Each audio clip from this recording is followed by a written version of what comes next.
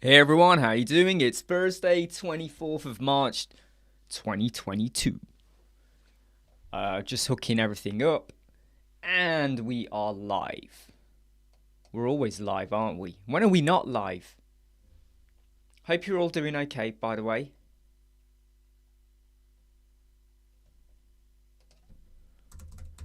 I've got tons of messages I've just got to quickly sort out. Hope you saw the Elementor live chat yesterday, which was about businesses and stuff. And there's a few things that I discussed on there that I probably might share a bit more on here for anyone that wasn't there. Especially when it comes to how can you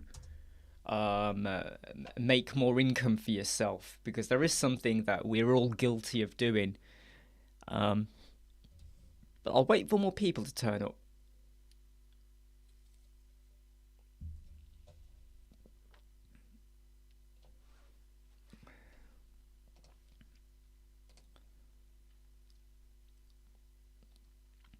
I get so many friend requests on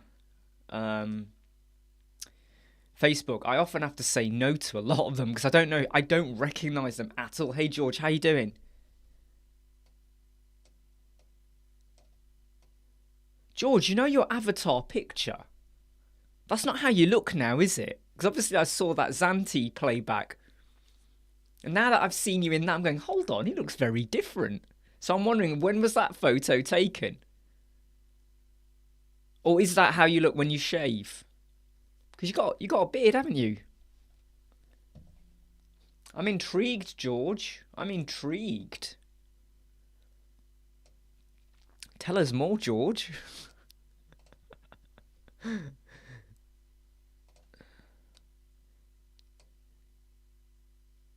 Ah, unshaved. Got it. I suppose in a way, yeah. In that avatar photo, you've combed your hair as well. I tell you what. Do you know what? If it wasn't for the live chats, and because I just tend to work from home now, if it wasn't for the live chats, I wouldn't bother trimming. And sometimes I don't for like a week, and then it starts to get a bit, really, really stubbly, and then I go, right, I've just got to trim it down. Shaky hands. Do you I mean, I never clean shave. I never clean shave, George. I just use like, an electric just trim it. I never do clean shaven. Hey Mark, you okay?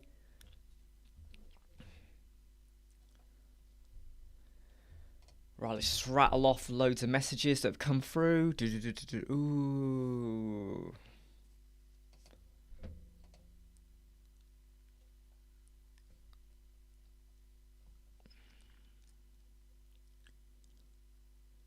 Ah, so it is an old photo then, George. It is an old photo.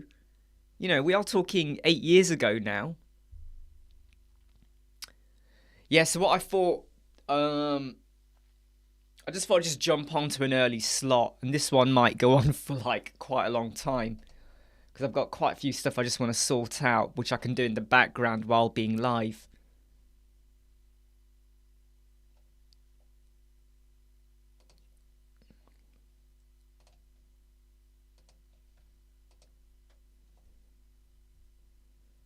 Yeah, once a week trim. Sometimes I stretch it 10 days, sometimes. Hey Dave, you okay?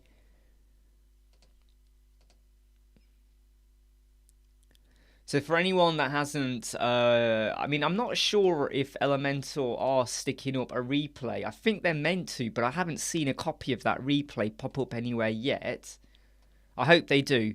But one thing that I kind of discussed and talked about in that was about how in the early days, we used to give up or give away so much for free. When you have a client and they got their domain or they've got their hosting or they haven't, and then you have to set up the email, and sometimes they've already got an existing email, and then you're having to sort out the MX records and the text records, TXT and all of that, and all the DNS.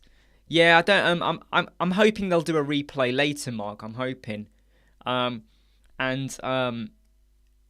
remember. Well, there's one client we've got their email was with BT Open World. However, it was done many years ago, and the hosting was GoDaddy originally. Then we moved them over to ours, but the trouble was is they always had an issue with their email.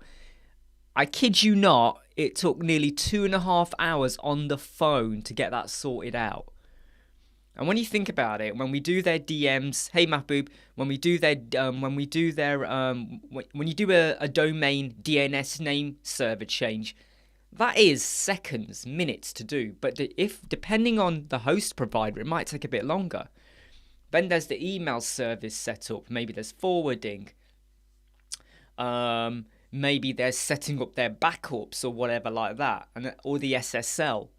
Because maybe they're staying with their hosting platform, right? And they haven't got SSL on there. And you say to them, and they go, well, what's SSL? You go, you do notice your site is not secure. And they go, oh yeah, I just thought that's because I'm not a shop. They go, no, it's nothing to do with whether you're a shop or not. And then sometimes, because you want to carry on with the design of the build, you go and sort their SSL out for them as well. Now, depending on what solution you use, that can be half an hour work there, or even an hour if it's a bit more convoluted. And there are things we do often for free because we just want to get paid for the web design. I'm talking about the old days, not now, okay? Because we wanted to get on with the website build. And you end up doing loads of technical stuff before you've even got onto the creative. And now we make clear to the clients that, well, if you want this doing, there's going to be a cost attached. If you want your images compressed and converted, there might be a cost attached for that. If you want us to add your previous blog posts on, or your bookings that you've already got that sat on a separate system, we can do the first 2 or 3. We might record a quick video for you so you can follow through and do the rest yourself. But if you want us to do all of them, you got to pay for it, Because there's nothing worse than if a client has got 1,000 blog posts or something that sits somewhere else and they want you to bring them over. 1,000? Yeah, sure, but it'll probably cost you like $15, $20 per post. Hey, Jason. So just to recap, a lot of stuff we sometimes do for free, like the setting up of the email. I think now you should put down, just to put down your, whatever you charge per hour, just put down a standard cost for that. Because it could be done quick, but it might take a while. And you have to test it out. That takes time. And when you think about it, a lot of other services out there, they would charge for all of these little add-ons and stuff. It's like if you order a shed and someone's going to come and build your shed. They'll say to you, do you need the base as well for where the shed will sit on? And if you want the base, you got to pay for it. And if you don't want to pay for it, you got to make sure you do it yourself, and you better make sure it's level. So there are, or like a garden office. They don't all come with electric. They don't all come with double glazed doors and windows. They don't all come with insulation or floorboarding or whatever. Or an EPDM, whatever it is, rubber roof or whatever, instead of felt. They don't all come with these add-ons. So we need to kind of, because you could call up a company that does garden offices, and they got a garden office that's like $10,000, right? And they haven't had a sale in weeks, say, and you come along, and then you're like, okay, I'll buy it if you throw in the electrics for free. They are not going to throw in the electrics for free for you. This is the cost. Even if they are desperate for a sale, they will not give it to you for free. They'll say, no, you have to pay for it. Why? Because there's someone else's skill set brought in to do the electrics.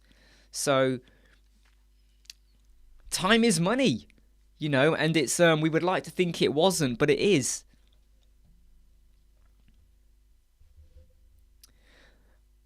So I've just noted, right, so someone on the Elementor community group has 7 minutes ago has put a post on. I've got to share it. I think I've just got to share this post because these are the kind of posts that just get me a little bit. I get a little bit annoyed about, okay? And I know everyone here is going to have their own opinion of it, okay? But I just want to share this post. Boom. Right. So, this person here. Just read what they've written, right? I'm giving away my expert plan account with the old 1000 websites away end of May. For more info, DM me. Obviously, someone who's just trying to make money. Right? And I'm glad the moderators have switched that off.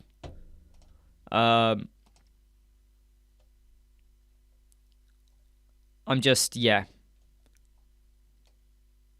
There's quite a lot of them. There's quite a lot of people, actually, that are advertising all the time. On Fiverr, on eBay, loads of places. They're always continuously doing that. And I do get a little bit annoyed. Because some of them are kind of scamming people as well. Or they don't even have the proper license. They're just going to give you like a GPL license or whatever. Okay, so just got to adjust my screen a little bit. Ramsey, you'll have to check the settings. You have to check the settings. So where you say automatic filtering, what do you mean by auto filtering? What do you mean by that? Yeah, I'm okay. Yeah, so when you say auto filtering, what do you mean? You want it to automatically filter to something? I can't remember if there are any default settings. I can't remember if there's any default settings. Hey, Wakas, you okay? So just double check that. You know, it might be that you can default it to something.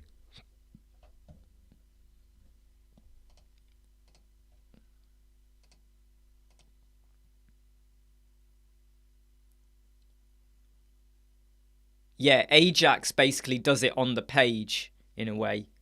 Hold on, without a submit button. Yeah, from memory, Ajax, whenever you pick it, it then does it on the page so that you don't have to hit the submit button. The trouble with that, though, yeah, is that if you've got, say, 10 filters, do I want it to filter every time I click one? Because that can be a little bit annoying. Maybe I want it to filter after I've picked all my options. But it depends. If you've only got 2 or 3, you can get away with it. You got 10. I don't want to click and then have to wait like a split second for it to filter. Then click, then filter, then click, then filter. Hey, Pickstar. Hey, Stacy. It's going okay. Just going through some messages. Did a quick video today on hiding a section. And then I've just got to answer some other questions as well that have come through on Twitter. Yeah, Themify. I cannot remember the exact settings because I'm not the developer of Themify. But from memory, it is Ajax. I am pretty sure it's Ajax.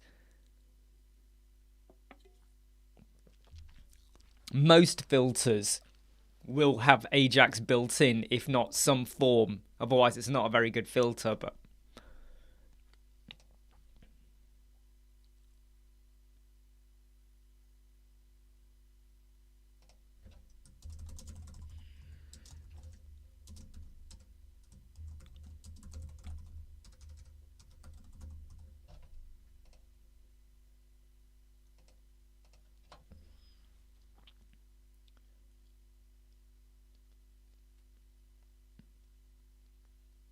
yeah, please share that, Pickstar. You know, please drop me an email. I'd love to see that.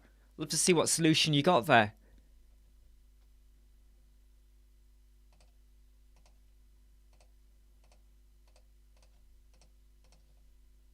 Always love to see different ways of doing things.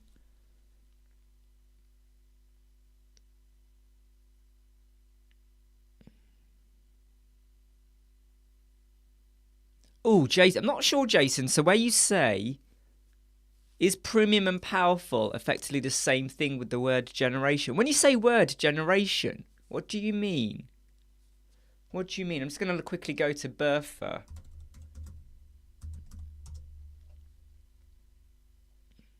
Because in the pricing, they have the Pro. I'm not sure, because they only have the Pro. So you know when you say premium and powerful... Is that an example of something you were doing where you were generating words? Maybe.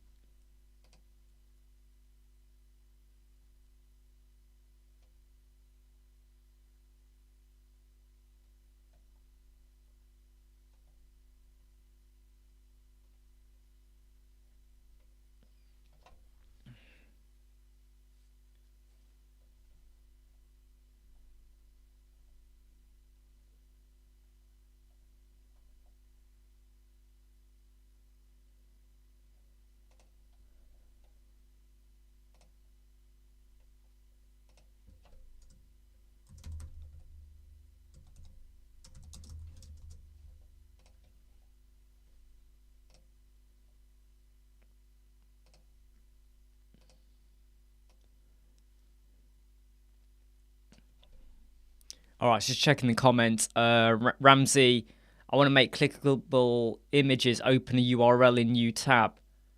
Okay, hold on. Let me give you the URL for that.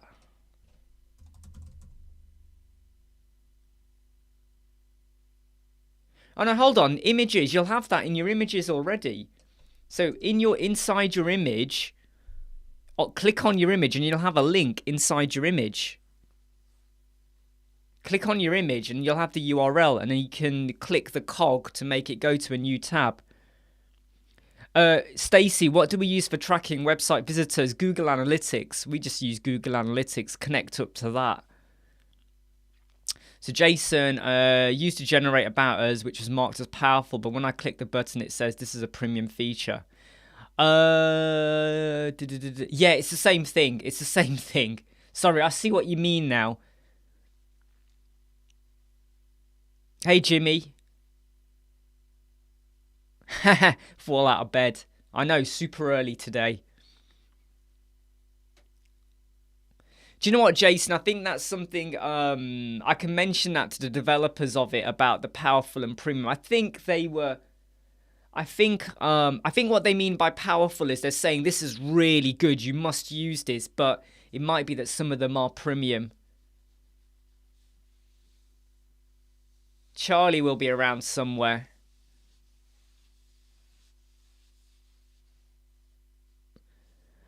Right, Ramsey, if it's a product image, you know, I'm not sure about that, because what you're trying to say then, you see, your product image will be a dynamic image which will open. I mean, I would say, though, that if you've got an image appearing, but then you want it to go to an external URL, I'm not sure about that.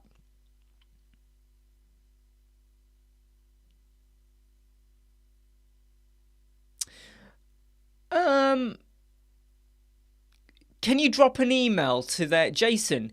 You'll have a contact email somewhere. Can you drop them an email about that? Because I actually would have thought that as pay-as-you-go, you should still get it.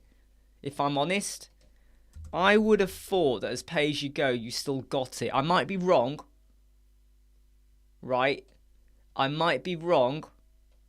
But I think you should still get it. Do that, okay?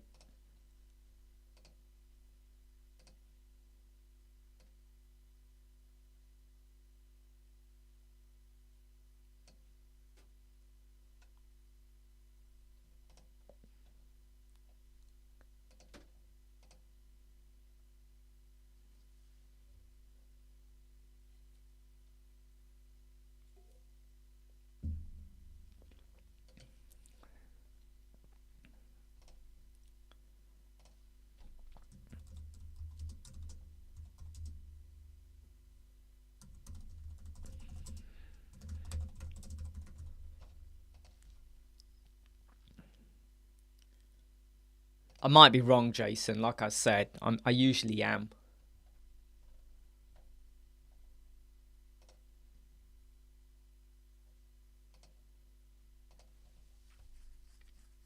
Right, so I've replied to some comments there.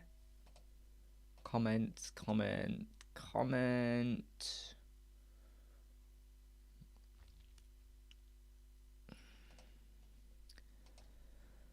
It's hard work, people. You got to keep on top of questions and comments coming in on different social media platforms. Yeah, go grab your tea, Jim.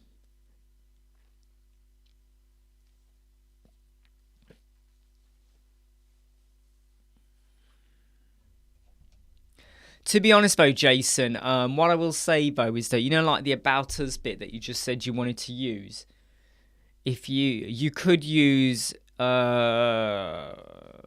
you could use like the blog intro or one of the blog paragraph, whatever it's called, intro paragraph. You could use that as well to generate your about us. So if you're very careful with what your description you put in before you hit generations, if you kind of put about you or whatever, it I can't guarantee it, but it should kind of generate it for you. Got a bit of hair in my eye then.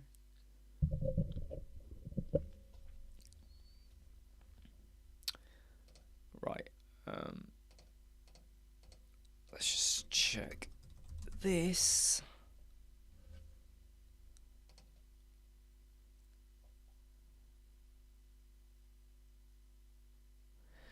Well, Mahbub, so I tend to say, what are your landing pages and your hard-hitting pages whereby whereby you're trying to where people are going to land, basically, okay? So homepage for definite, shop page, yeah, okay. And are there any other key pages? So I'll be honest in that if you've got, say, a 20-page website, what are your key pages where you really want to make sure you don't lose them?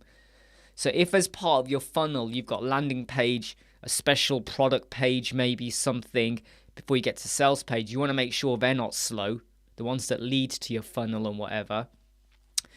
But at the end of the day, when someone tests your website, they're going to probably be testing your homepage. What is the URL that people land on? So I would focus a lot on that. But if you follow my logic, which always is get the best header section hero banner you can, and then you do every section and get the best homepage that you can responsively and with the page speed score and all of that, every other page you do will be probably a copy of that, and then you tinker with it. Obviously, if you use a shop template and whatever, it'll be a different work and whatever, and sometimes it's out of your hands because it's the way it's built. But if you think about it, if you are careful and methodical, you'll get there. The mistake everyone makes, and I really mean this, a lot of people make this mistake, is you build your whole website and then you do the responsiveness, then you do the page speed score performance, then sometimes you go back and do the WebP and the global fonts, the custom fonts. And when you're doing things at the end, you're going to spend triple the time sorting things out. Whereas if you'd done it at the start, you're going to cut your time. You could easily have halved your time easily.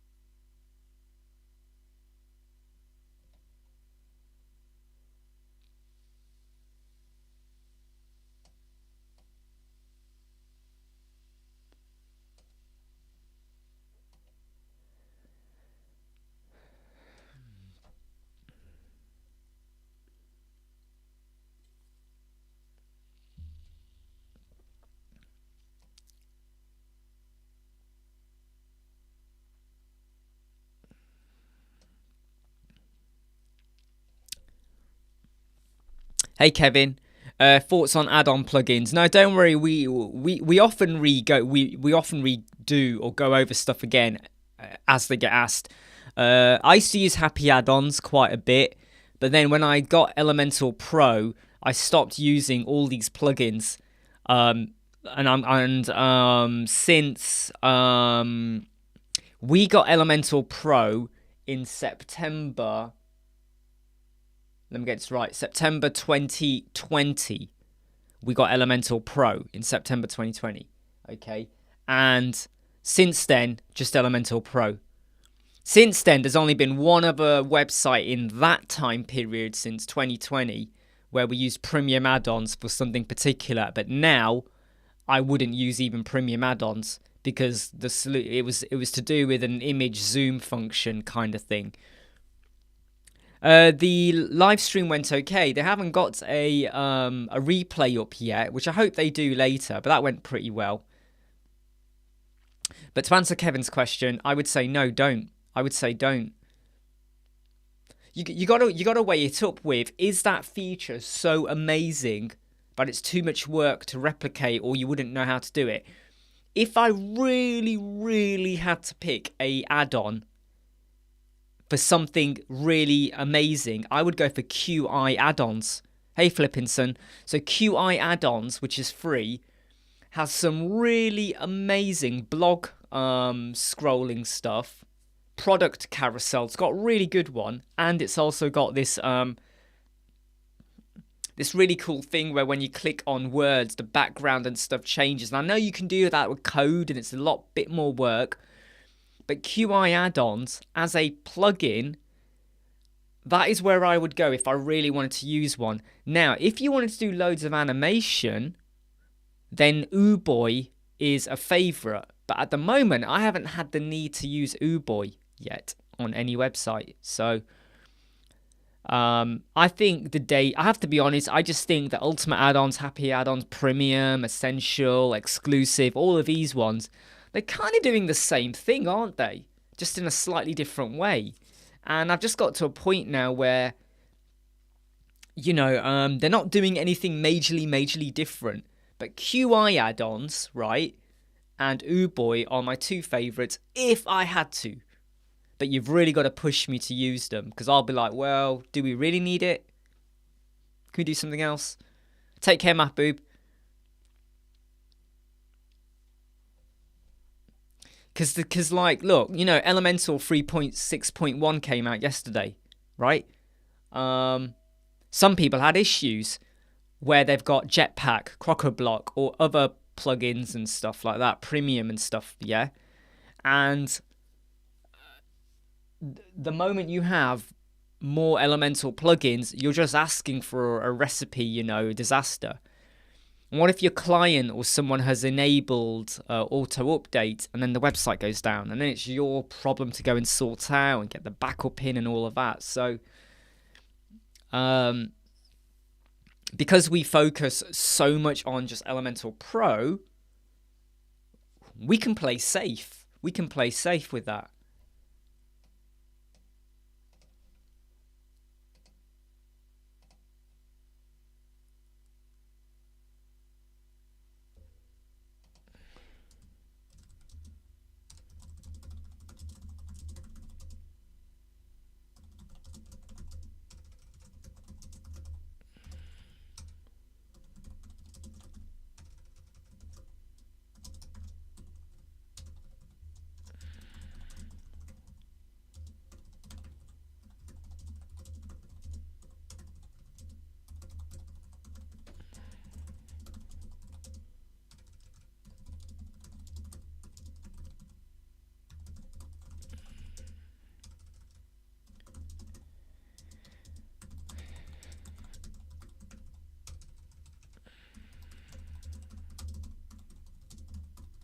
This table is completely at the wrong height for me. You know, I need to have a higher chair because my hands are like this. Hands need to be more like this. It's not the best ergonomic chair I've got here.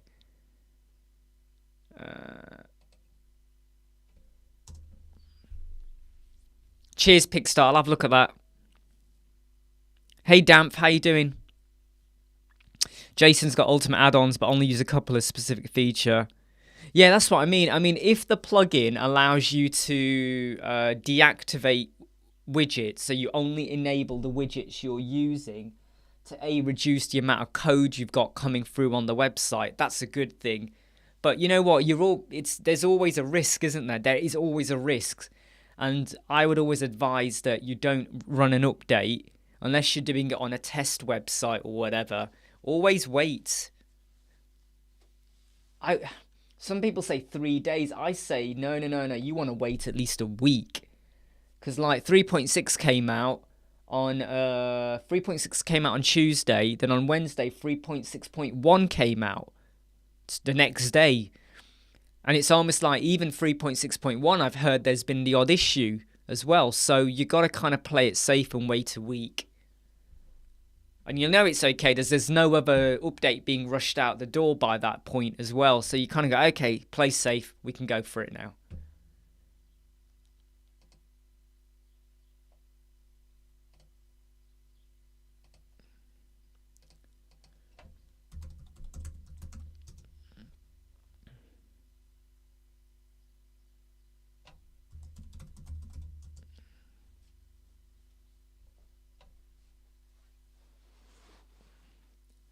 Hey, flipping son, you want to get some of this if you want to sort out your fatigue. I think the Pepsi Max sponsorship deal might be back on if I can sort one out. During the live chat with Elementor yesterday, I was regularly having sips of it. So, yeah, we need to get that sorted out, don't we? I was about to do something and I've forgotten what it is now. Oh, email, that's right. Pickstar sent an email, didn't you? Sorry, I forgot. And I forgot to reply to quite a 24 emails.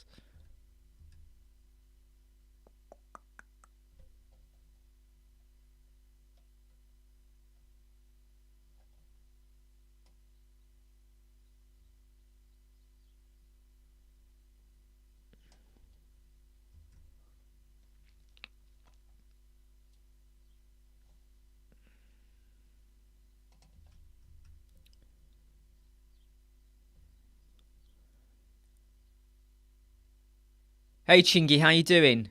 It's not that much caffeine. You'll be okay. You'll be fine.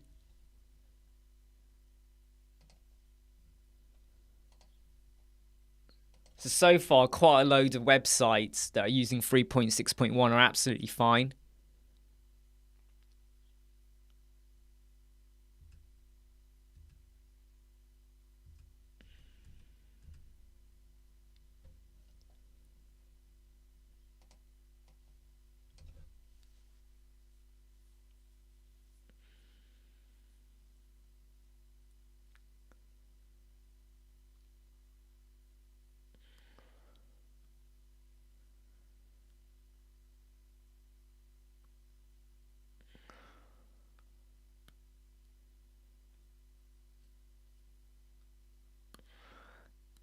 I'll have a look at that, Pickstar. I'm looking at that. I'll have a play with that.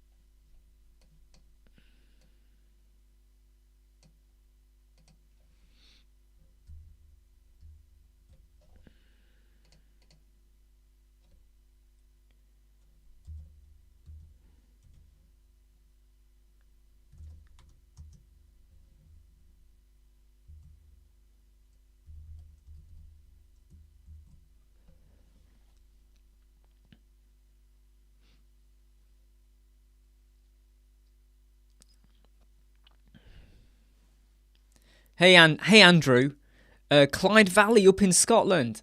I'm down in Leicestershire, so you know, central England-ish. Sky's just a tiny bit grey, mainly blue, pretty clear, and it's got that kind of early spring feeling to it. What's the weather like for you, Andrew?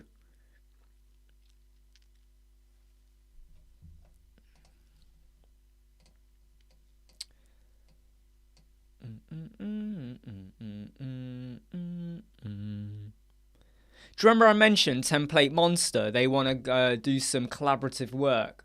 They've come back and said, okay, yeah, they'll pay a minimal amount per video, but I have said, what do you exactly want? We're discussing prices here, but you haven't even explained what do you want. Do you want me just to show off some of your templates? Do you want, what exactly are we talking about here? Because you could offer $1,000 per video and I'd be like, yeah, wow, that's amazing. But what are you asking for? And that's the other thing we do, when some plugin companies I've got some add-on companies have come to me. I can't name some of them. And I've said, yeah, but what do you want? They're like, oh, what's your price? I'm like, forget the price. What do you want? Because what you want actually impacts the price. Don't you hate it when people come to you and go, hey, yeah, I want a website. What's your cost? What's the rough cost? What do you want? Hey, I want a car. What's the rough cost? Do you want it with 4 wheels, 2 wheels, 1 wheel, 20 wheels? What do you want? What do you want?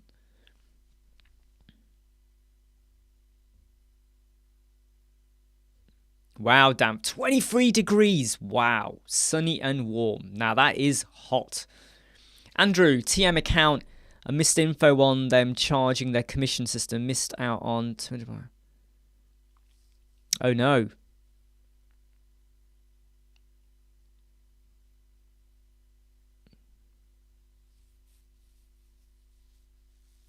I can't skateboard or ice skate or roller skate to save my life.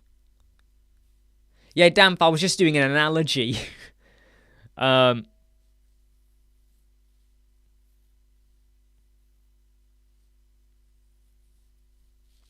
What did you tell yourself, Jimmy? So yeah, Damp, when I gave an analogy about the car in terms of like when people say, hey, we want a website, what's your cost? But they want you to give them a cost before they've explained what they want. And it's like if you contact someone and say, I want a car.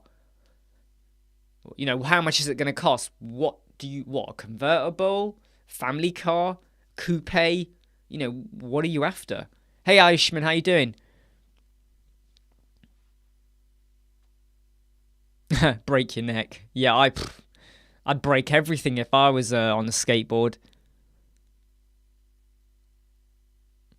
Hey, absolutely, Jimmy. Yeah, absolutely. Love to have you, okay? You know that. We'd love to have you, okay? But you focus on your business, right? You focus on getting those deals signed and sealed, all right?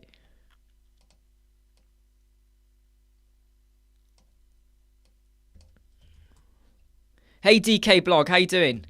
Where you from? I think the first time I'm seeing you, DK Blog. Where you from? Where you from, mate? Nice one, Jimmy.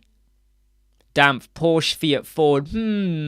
See that question, right? Porsche, Fiat, Ford. It comes down to what you're going to use the car. Now, if you're just cruising and chilling out, of course the Porsche. If you're after something to drive around with your family, you're probably going to go with the Ford more than the Fiat. I don't know. Yeah, exactly, Andrew. Oh, I just want a website. And that's where you then go, right, so do you want a blog, a shop, products? Are you using PayPal? Are you using Stripe? Do you want appointment system? Is it going to be linked into your Google Calendar? Do they pay for appointment? Oh, you're renting out rooms. Do they take a deposit? No deposit. Are there any dates you're not available? Peak season? Off-peak season?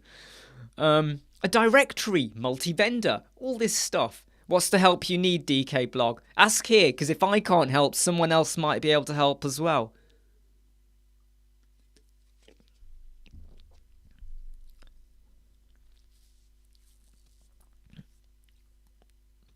Exactly. It is such a random question. What is the cost of a website? I mean, we have a basic cost. And we say websites from, there's the base cost. And often at that point, they go, that's too much or whatever. And we go, that's the base cost. No, we no longer race to the bottom anymore. We have a mindset now where we would cut our prices to satisfy the customer. But no, you stick to your base cost. Absolutely. And often what I do is sometimes if you get a feeling that they're going to lose interest, I kind of get those questions out as I'm doing the call with them, Andrew. So I try and ask them, get the core details about what's your business, what are you trying to achieve, all of that stuff. Because often then when you give them a quote, you can formulate it around what they've said as well. You need 10,000 subscribers.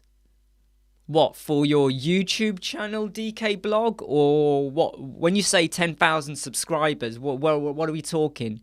Your blog, your YouTube channel, your Twitter following? Where are we talking?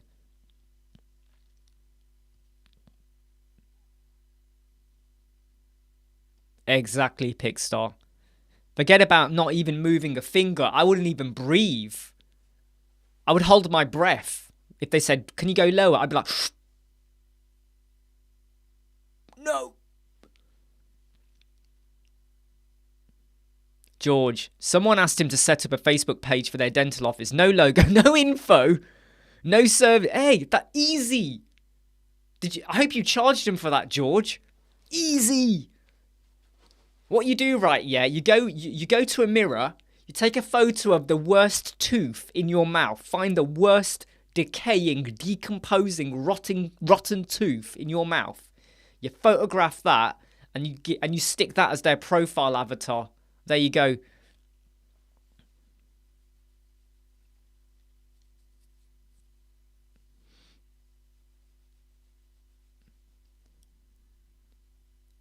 Exactly. Andrew, you've hit a very key point, and I spoke about this in the Elementor live chat I was doing with Lightbox yesterday, whereby I said if you have a mother come in with her kids and she's getting divorced and she's struggling for money and she needs to get a divorce pronto and she goes in to see a lawyer and she needs like time to discuss what's going on, is that lawyer going to cut his price because she is struggling for money? And the answer is no. Unless she's getting legal aid or some funding or sponsorship or whatever, his charge is his charge. So that's how it works. That's the harsh reality of life. She added a mouth with teeth. Thank goodness. That would have been funny. A month with teeth instead of mouth. That would have been funny. But yeah, mouth. That's what they got to do.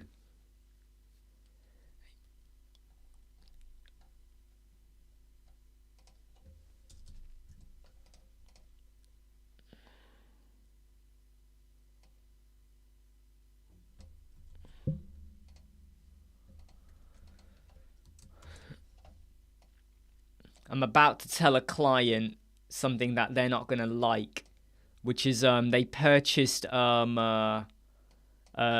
hours support offers and they've already had 10 hours, and I've given them a little bit extra just because I just had to spend a bit more time sorting something out, and they think the 8 hours should stretch a month, and I'm kind of having to say to them, what makes you think 10 hours would stretch a month when it takes that long to go through your pages and assess your SEO and everything?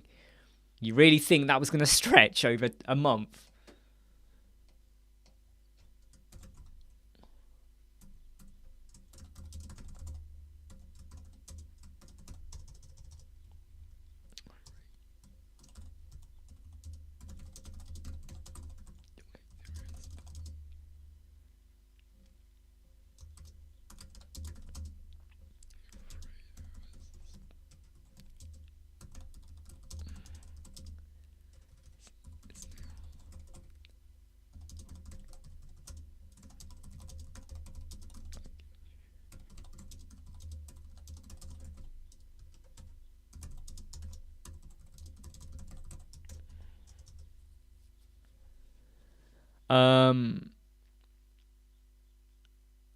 I think you should, to be honest, George. I mean, this is one of those things, isn't it? That often, sometimes, someone might say to you, "Can you create a logo for me?" and or whatever, you know, like, I don't know, your Facebook. I mean, if you're having to do extra for them, I always feel like, look, if you order an Uber taxi to take you from A to B, and then like you're like halfway there, and you're like, "Oh, I forgot something. I need to go back." The Uber driver is not gonna like go, "Yeah, no probs." let's do a detour, pick it up and back again. No, they won't. They will make you pay again or add in a further booking so you end up paying double price or whatever, you know. And that client probably would pay the Uber driver, the taxi driver, they would pay it. But why is it when it comes to web design or creative people, when they want a bit extra, they feel you are obligated to give it? Because they've already paid you for something else, you must now give them the extra. And you kind of go, no, sorry. You have to pay for it if you want it. Yep. Dismantling the old wood shed. Yep, go for it. Careful of splinters. Careful of wood louse. Careful of termites. Be very careful. Take care. Hope you have fun. And, you know, I don't know what the weather's like up in Scotland, but wrap up warm if it's feeling a bit nippy or cold.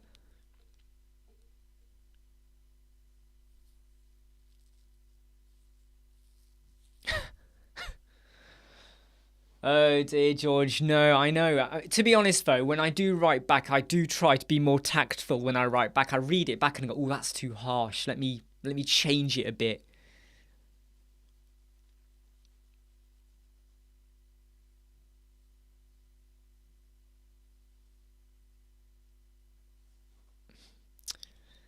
George, the lessons of educating, isn't it? It's all about the lessons of educating. Lovely and warm. 15 degrees. That's actually quite nice, yeah. Right now here, I think it's about 10. I actually was going to go out into the garden at 7 o'clock in the morning to do some stuff. I thought I could get a couple of hours in. And it was like about 6 degrees, and I thought, forget it. I'm not going out. Maybe I can't go out later. Probably tomorrow.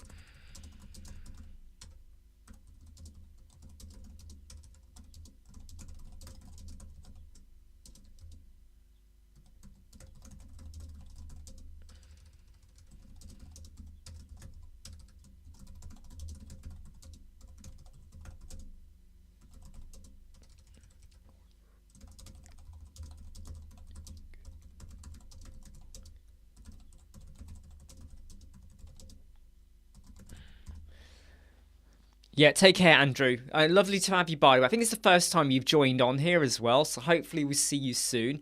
And hey, if you do like and enjoy what we're doing, please do like, subscribe, share, and follow. Please do let people know. And if ever you want to share any of our videos on your blog or your social media, go for it. We don't mind. We are not gonna start shouting copyright or anything. No, we love it. Go for it.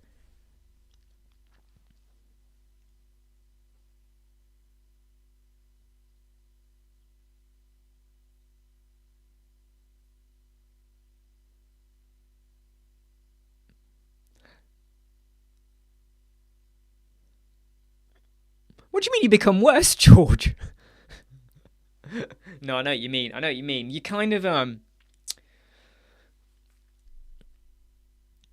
you start to kind of toughen up a little bit and realize, no, actually, I am gonna push back. I am gonna kind of go, no. I mean, like the very first time when I started pushing back on a client, going, sorry, we're not going to work with you, or sorry, no, that's not the best way to do it, or we've told you what you need to do, but it's just not working, whatever. The first time you do that, you feel bad. and you really feel like, oh my God, I don't want to, affect my reputation. But then you kind of go, well, if you ever had to defend yourself, right? If that person went and told other people, oh, they did X, Y, Z, could you hand on heart say, I can hold my own? I can say, right, all they've told you is that side of the story. Now let me tell you what actually happened. And what you're saying, what you're doing is right. I'm pretty sure you'll find that other people in the industry will agree with you and go, you did the right thing. Because far too many stories I hear about people who just get not blackmailed, but they are totally forced into just hard labor, having to work for, I don't want to say nasty, but not exactly the nicest people. Oh man, what's this message just come in?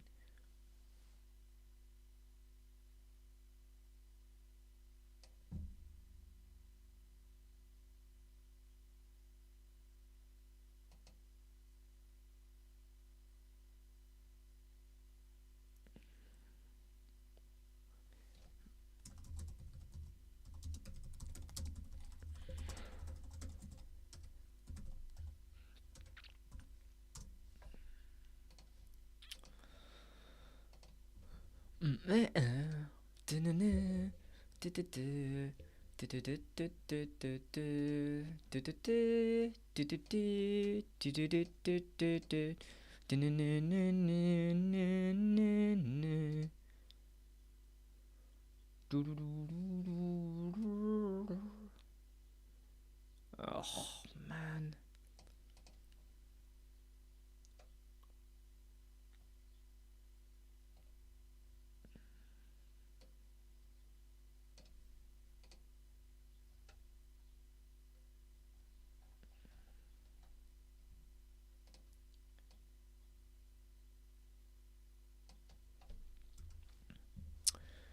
Right, just got to. Someone's asked for something, and I'm not sure what they want, but I've got to think about it now.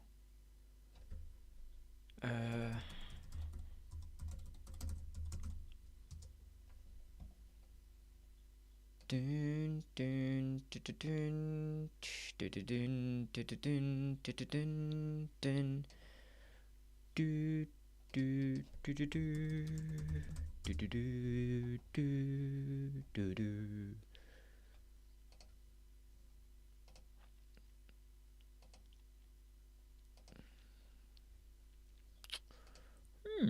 That's interesting.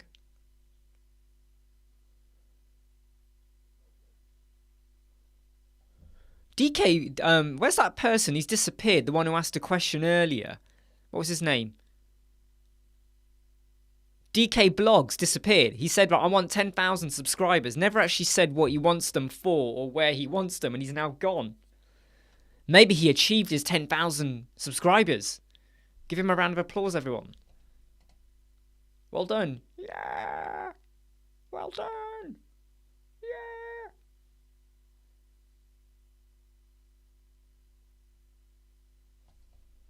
Do you know what? Our current YouTube subscriptions are at 4728. When it got to Christmas, I thought, I wonder if we can hit 5,000 by the end of March. We've only got 7 days until the end of March. I don't think we're going to hit 5,000. Might be, I don't know, maybe. I don't know, maybe.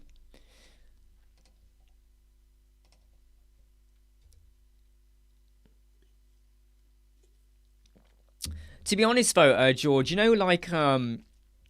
so if you go to YouTube, there's an option to see live chats, and what happens is you'll see loads of live chats appear. And I think sometimes some people just jump onto a live chat just to ask a random question. They don't even know what the live chat is about or what the context of it is. And I think there are some people out there, they just love to just jump on and spam. Hey, Gula Java, I want to ask, what's your opinion on custom? Yeah, absolutely. Oh my goodness, mate. Right, I'll tell you what. Right, let me get you a link. You want a link? You need to read this, right? So the benefit of a local font, right? You need to read that, what a link I've just pasted. If you have a Google font, or if you pick one of the fonts inside your theme or inside, say, Elementor, that is a Google font, sorry.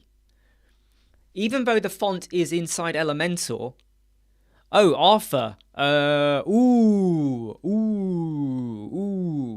okay, if I care about carbs, Nando's I prefer, okay? KFC I like as well, but if I had to choose, I would go Nando's just because of the flavors. KFC, sometimes you can really detect the salt and the carbs on the crust. The Nando's, mwah, voila, loved it. George said KFC. Right, got to boot George off now. No, so look, when you have when you're using Elementor, that font, okay, Gula Java, is fetching from Google. You might not think it or know it, but when you're using it in Elementor, it's fetching it. There's a little bit of a split-second delay, like that, right? Local font cuts that out because it's now all loaded into your server. And some people say, but what if my server is slow? Well, if your server is slow, your entire website and all your images would be slow. So your font is the least of your problems. But that kind of talks about how to add it into Elementor. That's a blog I wrote for the Crocker-Block website as a guest post I did for them. And it goes through the benefits and how you do it, step by step. Easy peasy, lemon squeezy.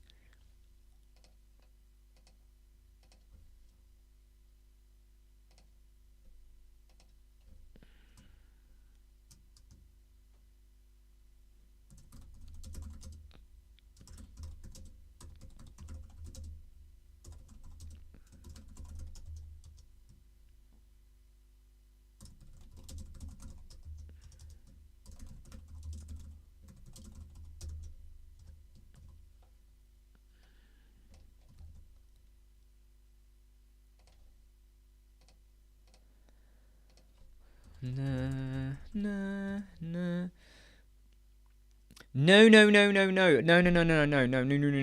Let me explain. Google Fonts, you're fetching, right? That's where you're going to get a delay. You need to use local fonts. So what you do is, in Elementor, let's say you're using a Montserrat, right? It's already there. You go to the Google Fonts website, you download Montserrat, and then you upload it into custom fonts in Elementor, right? Then, when you're using your fonts, you use the local font. You use the custom font. You use the custom font Montserrat, not the Montserrat that's already there. Right? That will... It can make a difference of 20%, I have found, on many, many websites. Just think about that. 20% increase on your page speed insight. Do you know what, Dave? I've often wondered that as well. I have often wondered why Elementor hasn't yet got to that stage. That is a very good question. Why have we not got to the stage yet whereby if you pick 4 or 5 fonts, it then kind of then pulls it through for you and stores it, because that would speed up things amazingly well, wouldn't it? Yeah, I had a brain tumor in 1999. So you can actually see the scar. See this line here? Can you see this line here in my sideburn here? That's because I have a scar that goes around my head.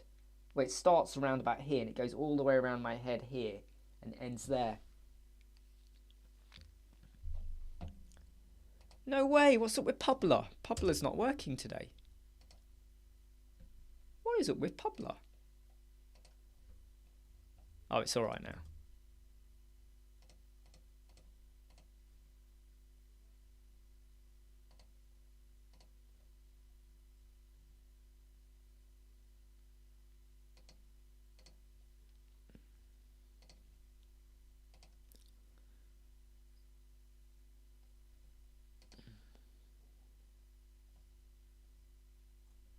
Just got to turn my volume off on my thing before everyone jumps up and gets a shock attack.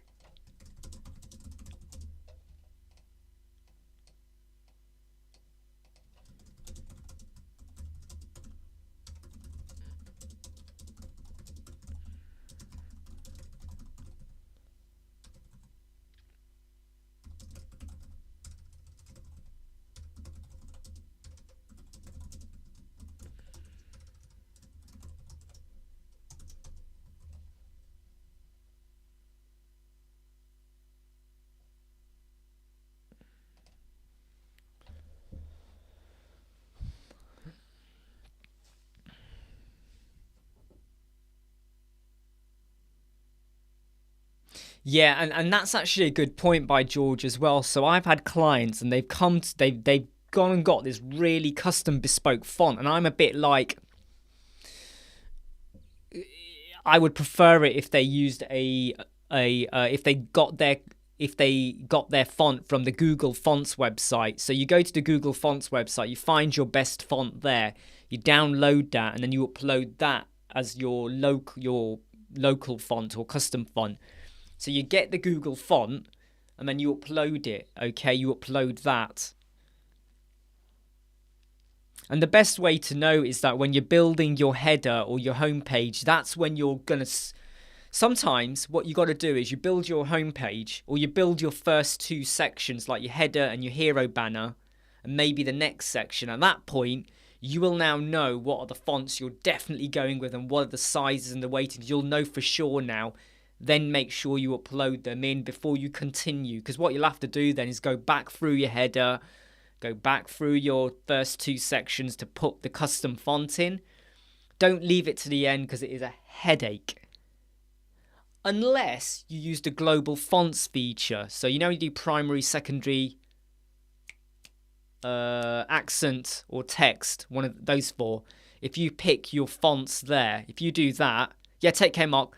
If you do that and then you switch it to custom fonts, that again is another quick and easy, dirty way to do it. It's not actually dirty. I don't know why I said that. But you get what I mean. You get what I mean.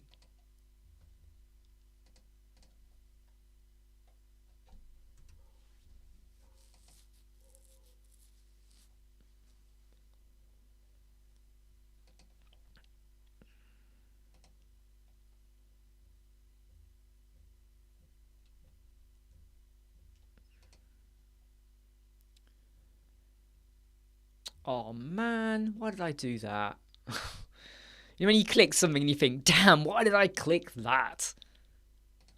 Just change the word to test. Edit with Elementor.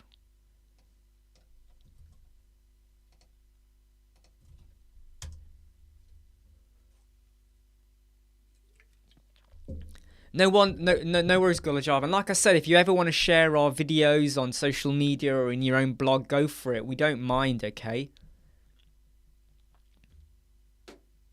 I know there's lots of people out there that say, hey, you can't share our video without permission. You can't do this. You got to put a link back to us. I don't care. Just, if you want to share it, stick it on your blog, embed a video, whatever you want to do. If you want to put a link back to the YouTube channel, whatever, go for it. Don't care. Why is it good? Because hopefully your blog or whatever benefits from some of the stuff we do in the videos, and it benefits us because it gets us our face out there. So we are not, we're not going to hit you over the head. How dare you do that? No. Get over it, get over it, people. Get over it. Don't worry about a thing. Every little thing's gonna be alright.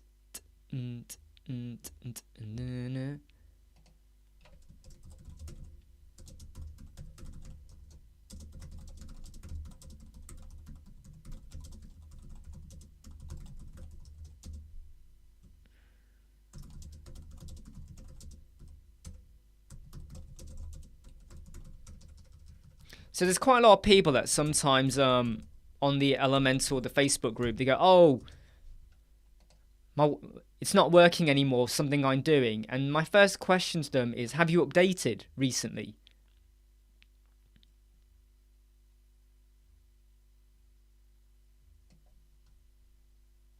You know? And if you have updated, maybe you just need to roll back, maybe, or just check what had you updated.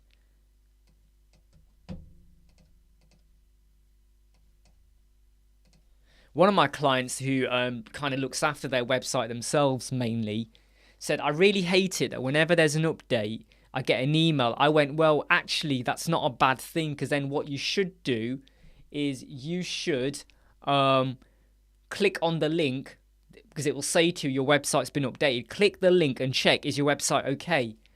Because let's say you've got a plugin that's updated. Don't just go, oh, okay, cool, it's updated, and we'll carry on. Double check, because maybe your website's gone down because of the update.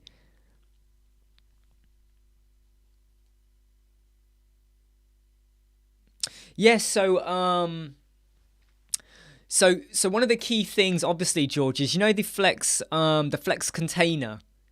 When that's officially out there, okay, it's already in alpha testing now. It's gone from beta to alpha, okay. They from what I'm being told, okay, it is going to make a massive difference to the CSS of the page speed. So I think it's something that's been long overdue, and it's something loads of other people have mentioned in the past as well.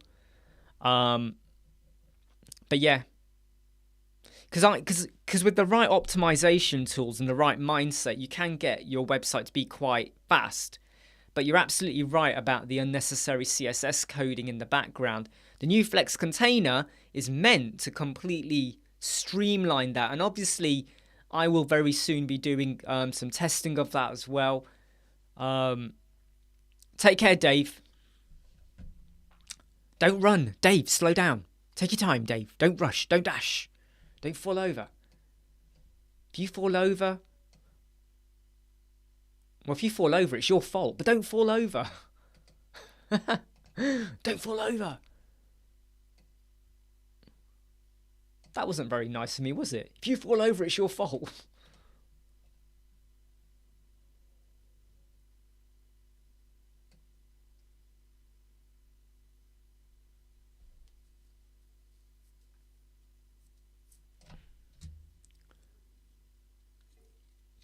I'm just going to go grab another Pepsi Max, okay, because this one's gone a bit flat.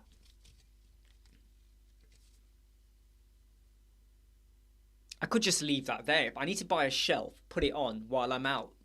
Put like a fake head on here with some floppy arms. I'll be back in about 1 minute.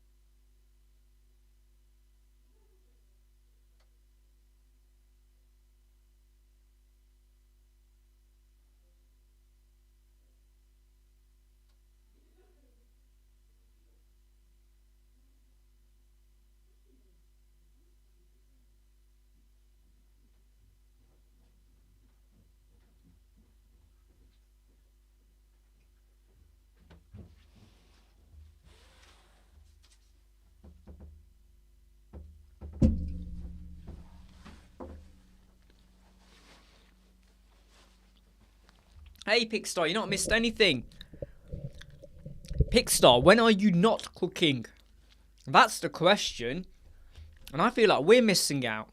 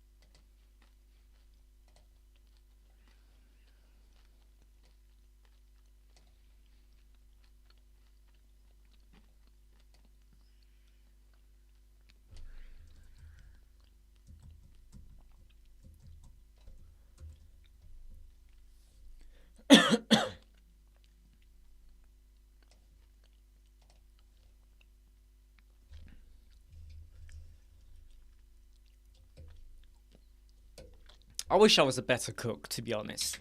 I can rustle up some pretty decent, wonderful meals. But yeah, I wouldn't mind if I was a better cook.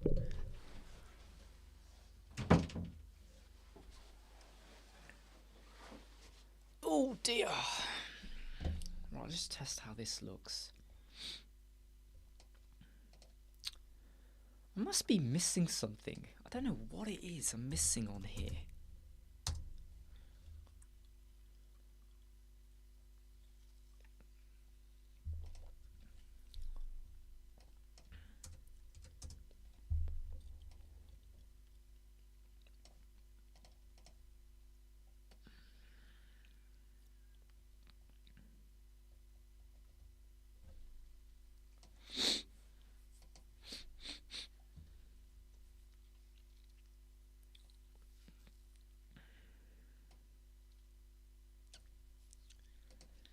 Na, na, na.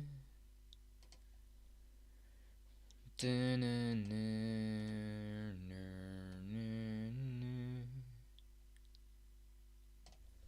Ah, hold on. I think I've missed a trick. Someone's just asked for something and I think I've done the wrong thing. Maybe I've done the wrong thing. What were they asking for?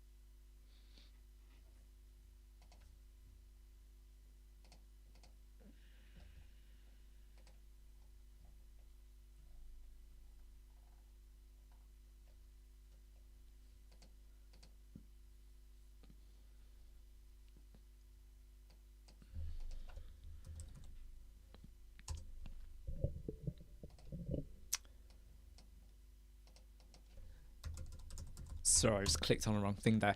Oh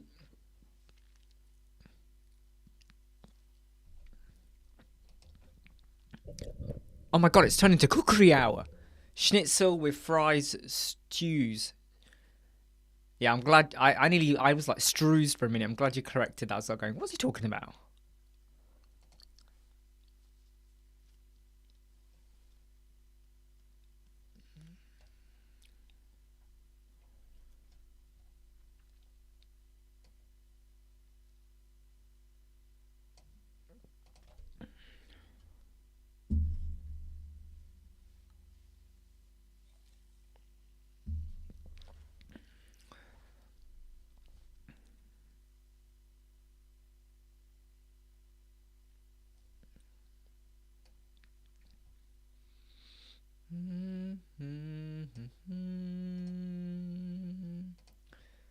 Dun, dun, dun. Dun, dun, dun, dun, dun, dun, dun, dun, dun, dun. Very, very true what Pickstar is saying there. Wow, flipping son, perfect beer for pizza. As long as you don't pour the beer on the pizza, you'll be fine. But I think what Pickstar said is very true. It's not just about the ingredients, it's about the technique. Haha.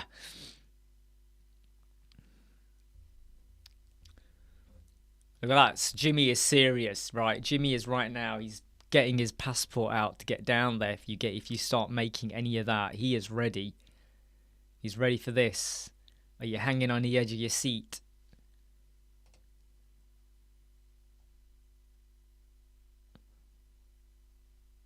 Out of the window, the bullets rip. Yeah, go for it. Yeah. Hope it all works out, George. Take care. See you soon.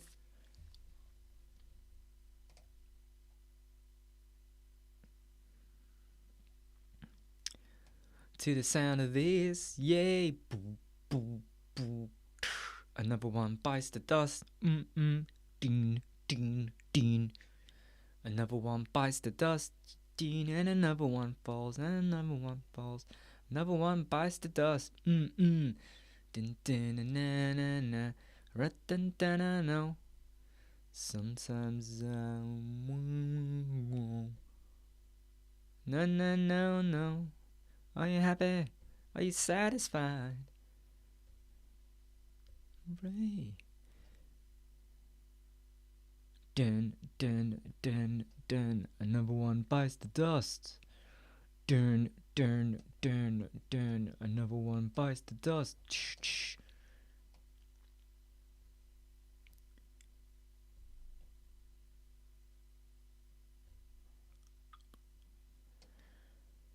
I'm not finding the code I want here. Ah, got it. Aha, I found the code. We are saved. Jolly ho!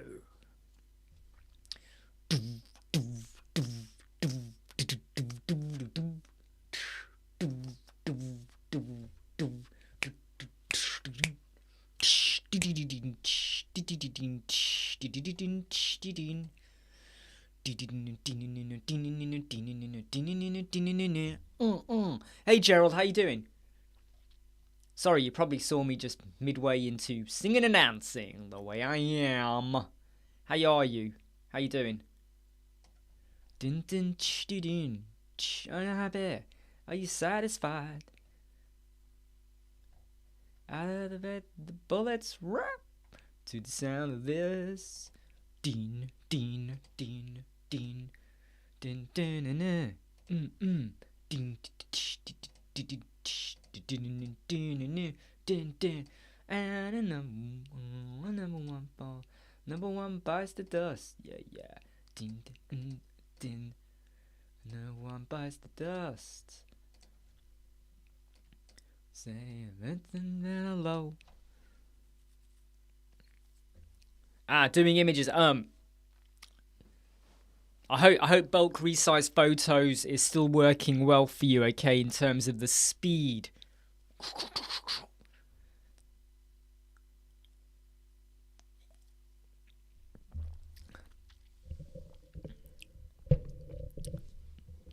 We're all gonna bite into the dust. Pixar, we're all.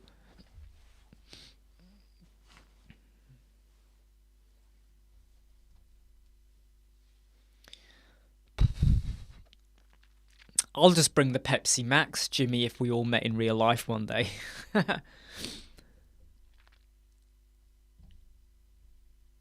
Oh man, my birthday is September 17, but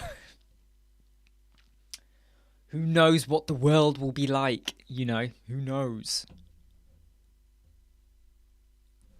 When you say zip file lasts longs, what do you mean by that? Oh, you mean so that you've got somewhere to store everything? Is that what you mean? Is that what you mean? I think that is what you mean. Correct? Oh, dear. What did I do here?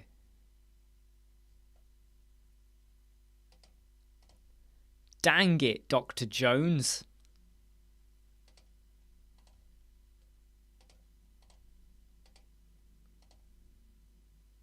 Dr. Jones, calling Dr. Jones. Dr. Jones, Captain Jones, hello now.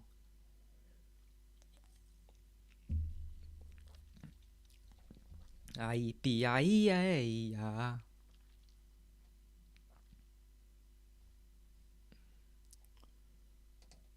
Do do do do do do do do do do do do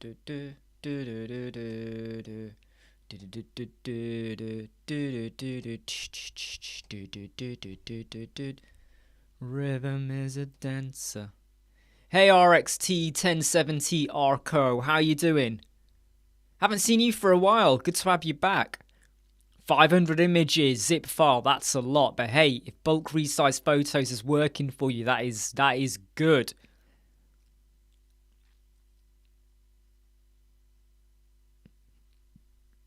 Jimmy,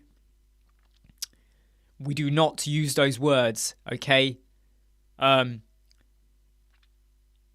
drink that shall not be named, okay? We don't mention that drink. Yeah, but are you doing full fat Coke, the red one, Jimmy? Are you still on that, or are you talking about Coke Zero? Because if you're doing Coke Zero, I'll let you off, because you're not having too much sugar.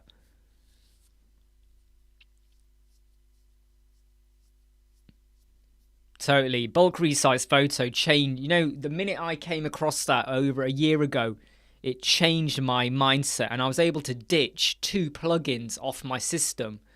I was using a Robin Image Optimizer and then Image WebP Express, something like that. Ditched 2 of them like that. Boom. Yeah, I'm okay, RXT. Hope you're good. Jason, Diet Coke. Oh, I really can't stand the taste of Diet Coke. I find it's like drinking soap. Drinking soap. I suppose in a way though, if you're not drinking lots like I do, it's not so bad, to be honest, you know. I mean, I am a bit bad with how much Coke I drink, you know. I'm a very bad man. Harry Potter, the boy who lived. Harry Potter.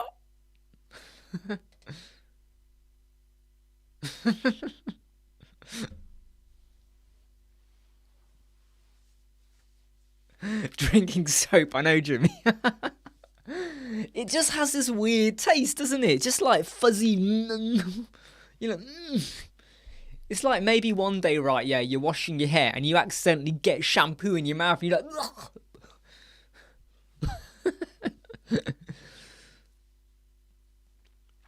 I know. I do worry. I honestly tell you, I do worry that one day I am going to regret.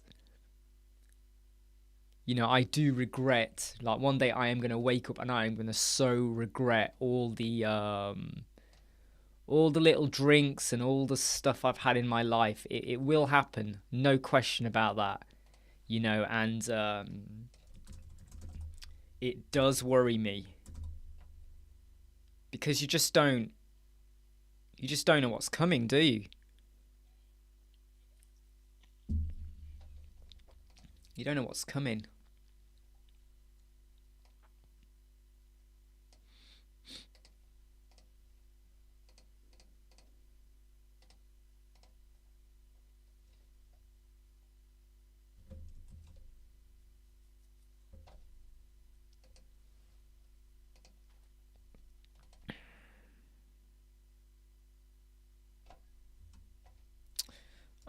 Just delete it. Did not want to delete it.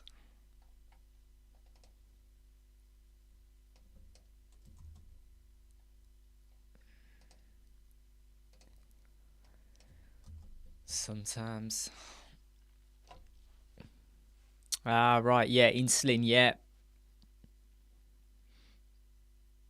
Oh, McDonald's, Coke, Pepsi, any drinks you get from any like burger joint, they are awful. Do you know how they make these drinks? Does anyone know? Because it's because of they have a box of the syrup, then they have the carbonated water pipe that feeds into it, you know, and it basically mixes in. It's just rubbish. It's so appalling.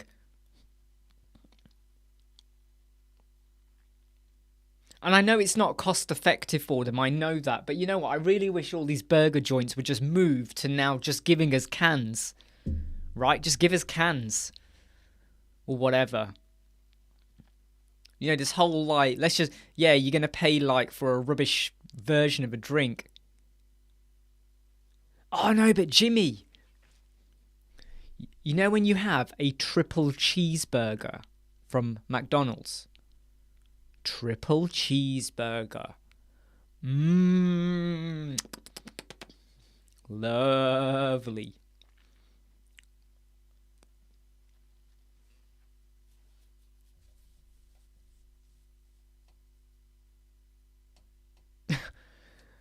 I can't think of anyone having wine at McDonald's.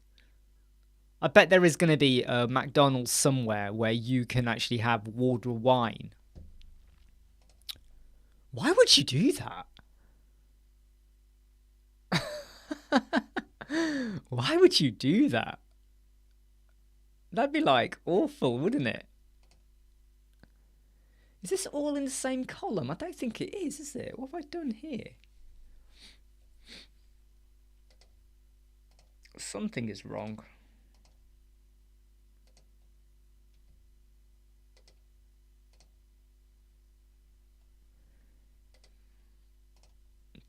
Oh, I've just deleted it again. I keep deleting the wrong bloody column. Not that you need to worry about it, but I keep deleting the wrong column. Done it again. Add column. Right, let's just dump that into there. Boom. Now we duplicate that column. Boom. Get rid of that column and that column. There we go. God damn it. Talk about making a problem. Yeah, oh, do you know what? It's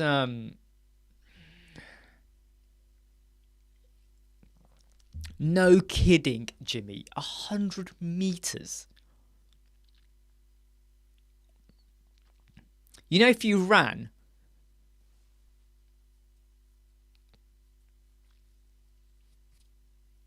you probably get there in 40 seconds. I used to be, but I don't really drink wine anymore that much. I used to drink more. I used to drink wine, but I don't drink that much now. I had my gallbladder out 8 years ago. I just found that if I had any drinks or wines or anything like that, it just didn't sit well with me.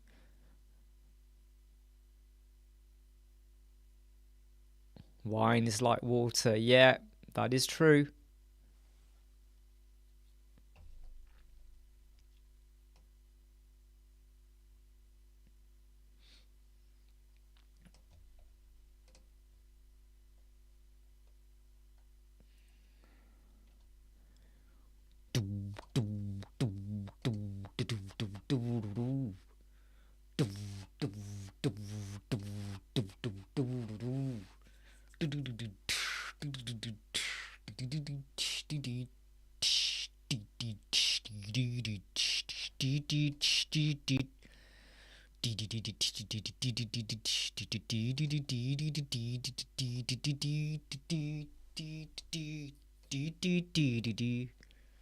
Another the bullets to the sound of this.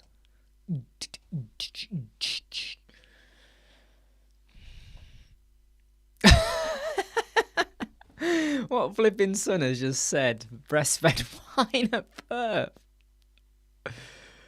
Oh my goodness.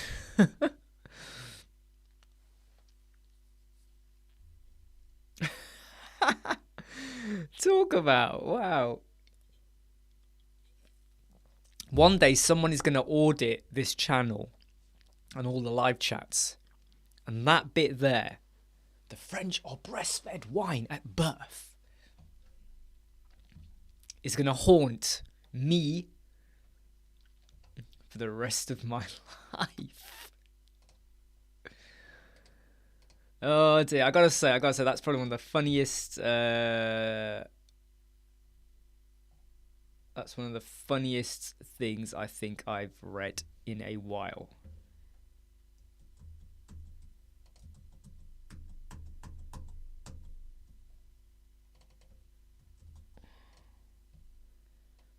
Another one bites the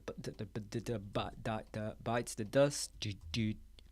Another one, ba da ba da ba. Another one bites the dust, the dust. Do do do do do do do do do do do do do do dust. Do do do do da da da do do. Do do do do do do do do do. Turn turn turn turn turn turn.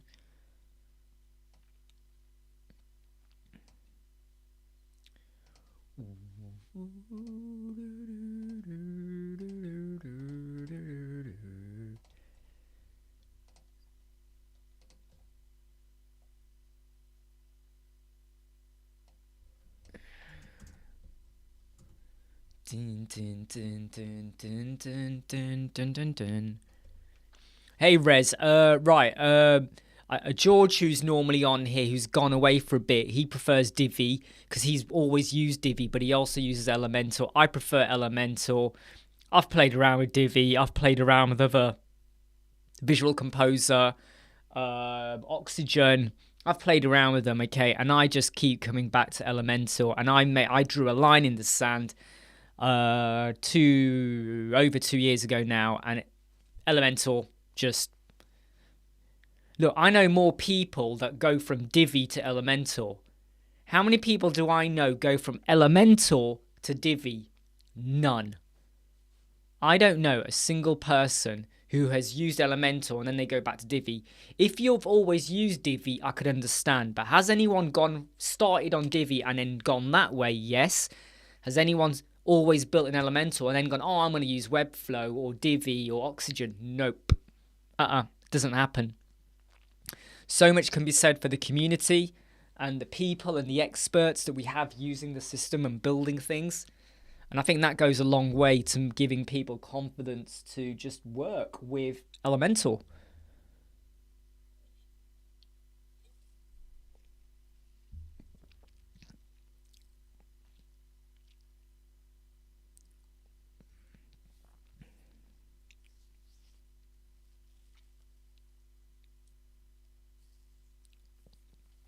So when you say custom dashboard, Rez, what would you want to do on the custom dashboard? Do you mean like for the account page?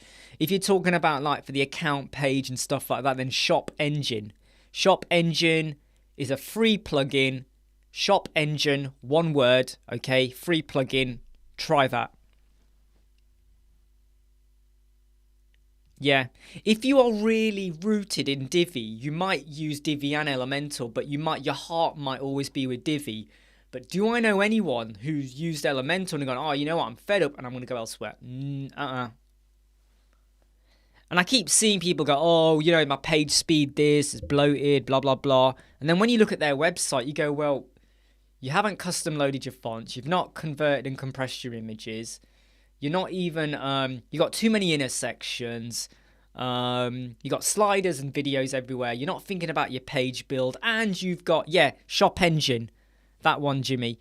That one is actually quite a popular one for shop templates, single product templates, cart pages, checkout pages, account pages as well. Pretty good. WP admin dashboard. I probably can't help you on that because I don't really. Let me tell you why I don't like. So there are plugins out there and there are people that kind of mess around with the WordPress dashboard, the admin. I've seen people where they have locked off. You can't install or activate plugins even if you're admin because if someone has locked it down. I tell you, here's the problem with it, okay? What if the person who locked it down dies? Right? Or you lose the password, or you lose the ability to change it. You have completely screwed up your WordPress admin dashboard. What if there's a WordPress update or something that conflicts with a plugin that because you screwed around with your admin dashboard, a WordPress update or something mucks it up. The risk for me is too big to mess around with. And I always educate my clients so they know we're using WordPress. Some people say, yeah, but by doing that, you get to whitelist WordPress. I'm like, why? Why are you trying to hide it? Because they could easily right-click and see it's WordPress. Yeah, but they could easily do that. Yeah, but when you hand over to your clients, you then decide, are you fully handing the website over to a client? Faisal, what you said there, Jet Engine. I don't really use Jet Engine that much, but Profile Builder, that's another good one. But I don't use Jet that much. So if the website is going to the client fully, if they're going to fully manage it, they need just give them the normal WordPress.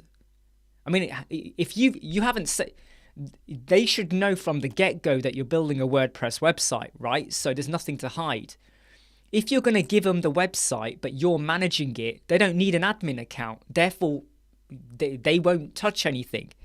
If you're going to let them manage it as well as you, then you let them know the risk. You let them know you can only do X, Y, Z, right? Hey, Society Stalker.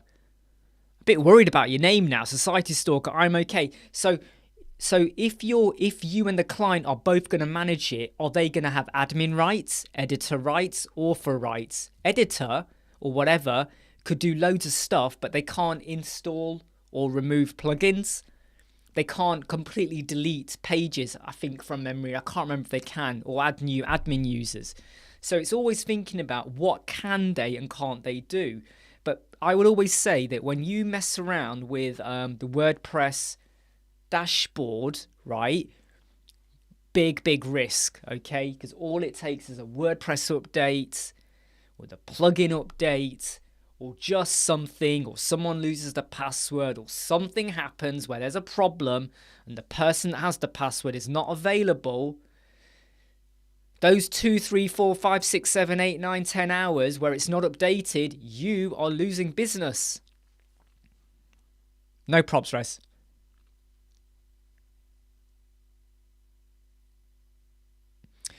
So to be honest, RXT, with the new containers, the way it works is you're not now doing, it's not really within an inner section. You got the Flex container is basically going to reduce the amount of DOM and CSS, from what I hear, significantly. I will be testing that out once the final version is out, but from what I'm hearing, it is significant drop, and it's much better.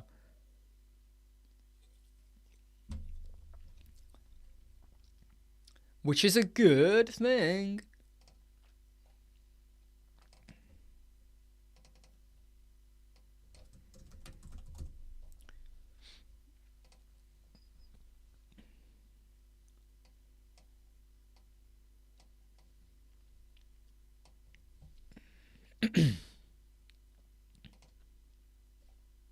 Yeah, it's a good thing.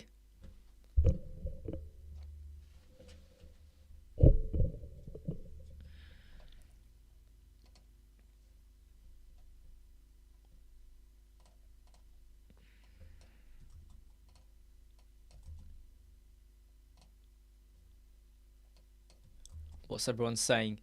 Hold on, let me just move my screen a bit because I can't see the words properly.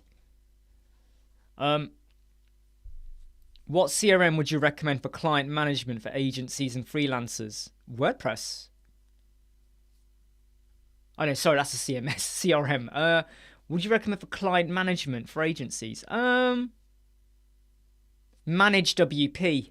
Manage WP is one of my favorites. I would use that.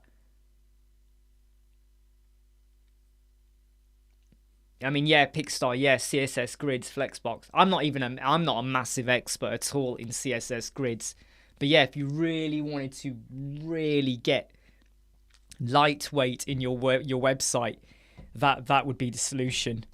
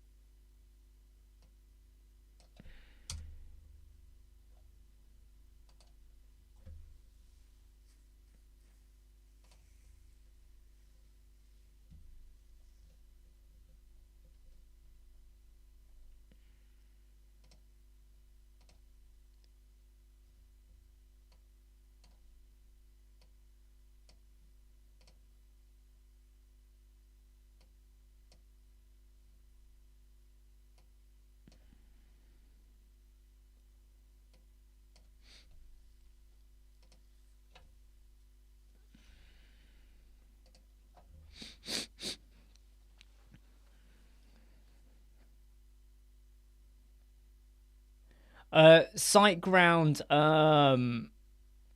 they are using CDN a lot more, but I'm not going to switch to that because you got to pay £8 extra a month, and I'm not going to do that. The invoices and proposals, well, Word.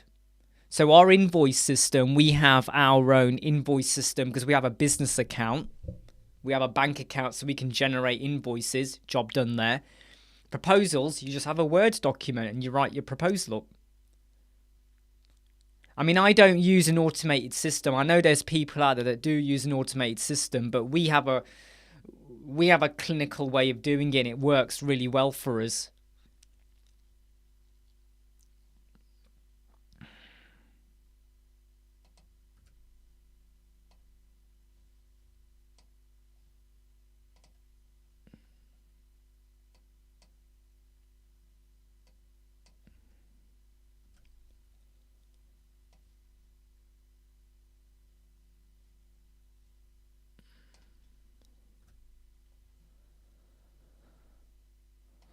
Oh man, I've gone and done something I didn't want to do.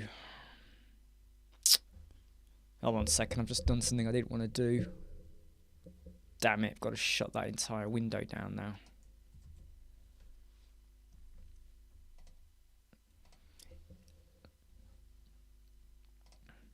Edward, is the Elementor Flexbox Alpha stable? I would say I still feel like waiting, and I tell you why. If you're building it on a test website, I think play with it, get used to it, experiment with it, play with it. If you're using it on your website or a client's website, what if there's a bug or something? Is it really worth the risk? And I just think that I am still holding back. I am honestly still holding back from getting dirty with it and doing a video with it and all this stuff. I'm just waiting because I know what experience has taught me that the last thing you want is to have a website out there that's actually live and it totally goes wrong because you got overexcited and you wanted to use it and actually it wasn't actually ready. That's not a good place to be, right? So I would say just wait. We're closer. We are much more now closer to having it because of we're in the alpha stage now. So because we're in the alpha stage, I would say just hold back. You know, I would hold back. But that's just my opinion. Exactly what Pickstar says there. Once it's... Because once I know the final one is now out, I will go in and I will go to my website and I will duplicate my sections, a couple of my sections, and make sure, is it doing what I think it should do? Oh, it isn't. Right. Can I fine tune it to get to do what I do? Right. It is working. Cool. And then working on any future sections or anything like that, then you might play with it. But I would say I wouldn't run the risk. It's just, I think it's just way too risky. I like to think of myself as one of those, what should I call it? Risk-averse people. Where I'm kind of, I don't know. I'm just risk-averse. Prudent is the word. There you go. I like to be very prudent.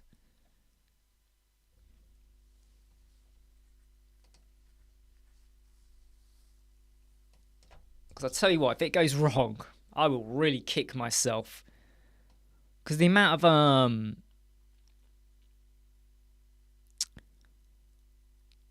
you know, because then it all comes down to the amount of work and effort you'd have to put in to correct it. You know, that in itself could be an absolute pain in the... I'm not going to say butt, but it would be a pain in the butt.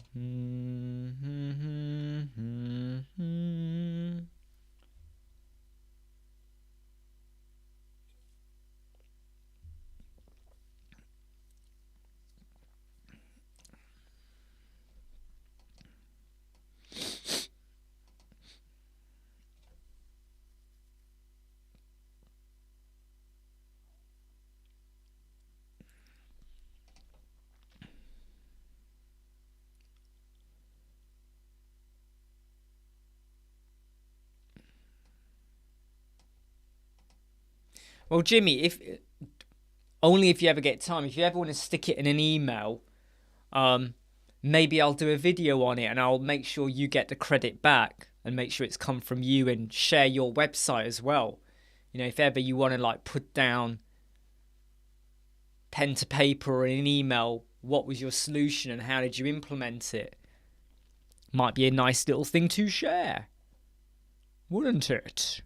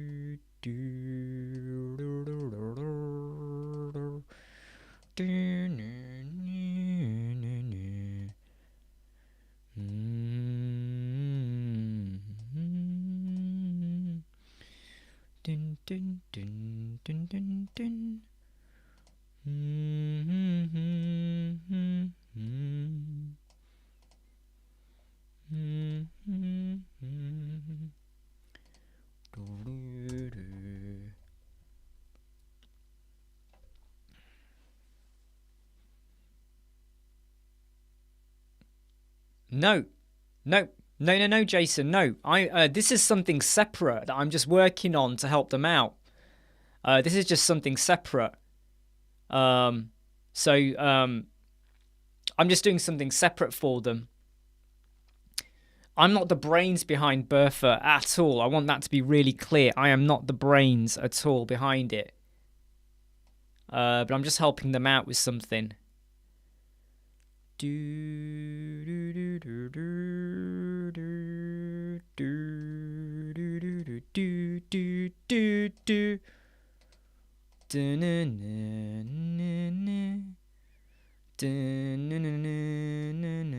Oh, hold on. I think I've got the gradient wrong. That goes to that.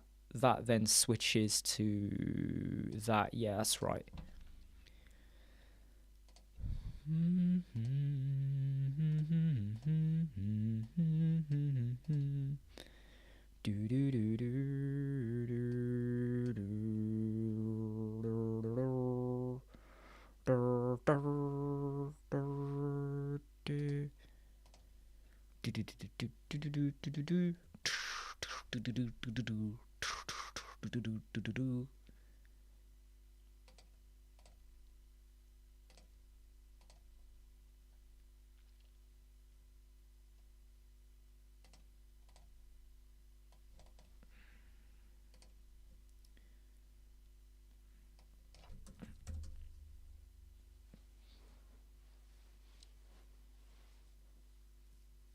Oh no, Jimmy. If you produce a brilliant method, it's always right to give credit where credit is due. All right. So whether you like it or not, you'll still get the credit. Because if it's a rubbish solution, I want them to blame you, not me. I want them to come knocking on your door and go, "Where is he? Where's this awful man who told us to use this solution? Where is he?" And I will say, "There he is. It's him." So they can come knocking on your door, and I can go, "Ah, yeah, he's the one."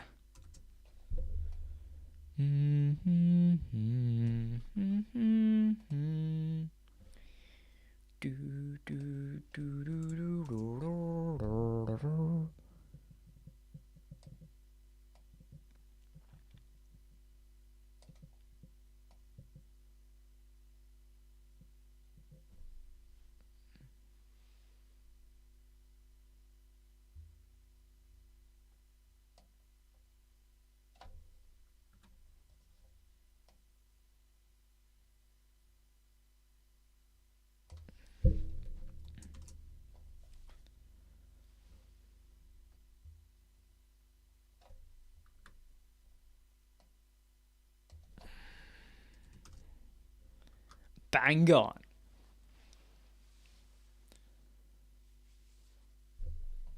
Yeah, Jimmy, no rush, by the way, okay, everyone. So Jimmy will only work on this when he's got the time, capacity to do it, okay? I don't want Jimmy to get stressed out, but love to see it.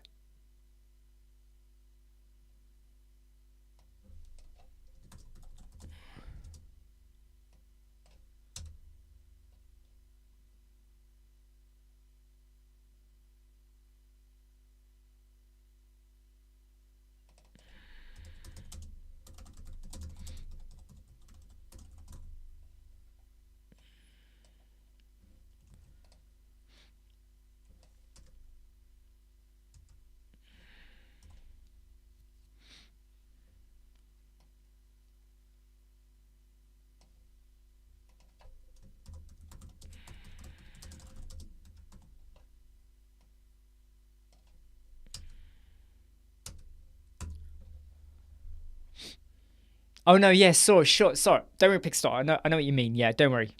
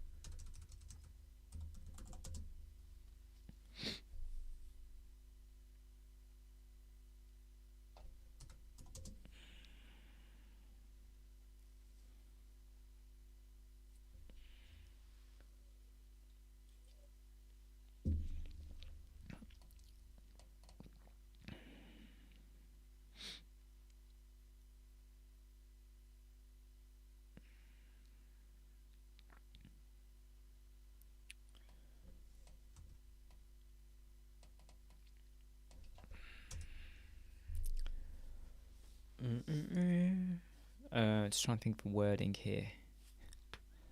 Efficiency.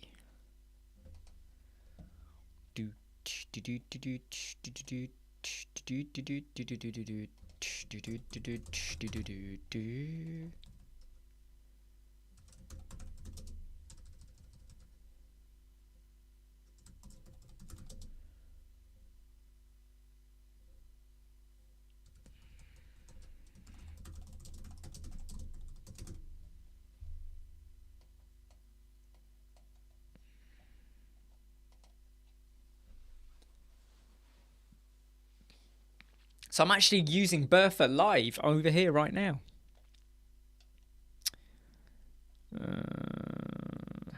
Generate more ideas.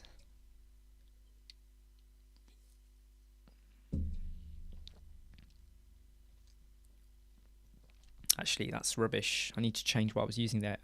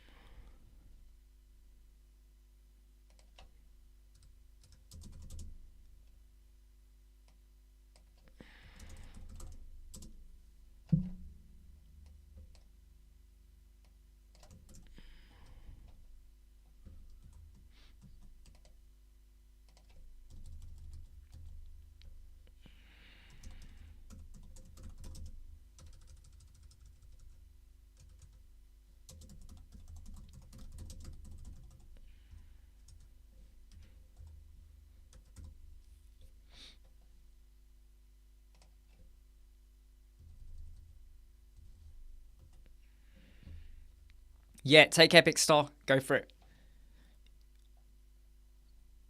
By the way, everyone, you don't have to ask for permission. Just go do what you got to do. Okay. No one's in trouble.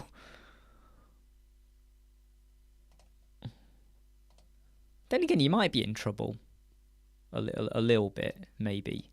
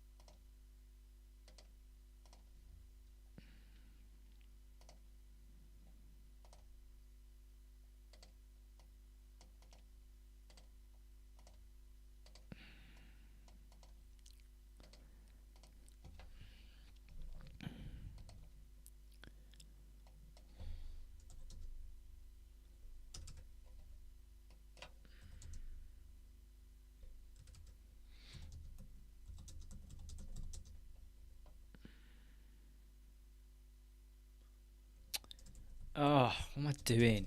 Wrong one. It's the column, you dumbass. What am I doing?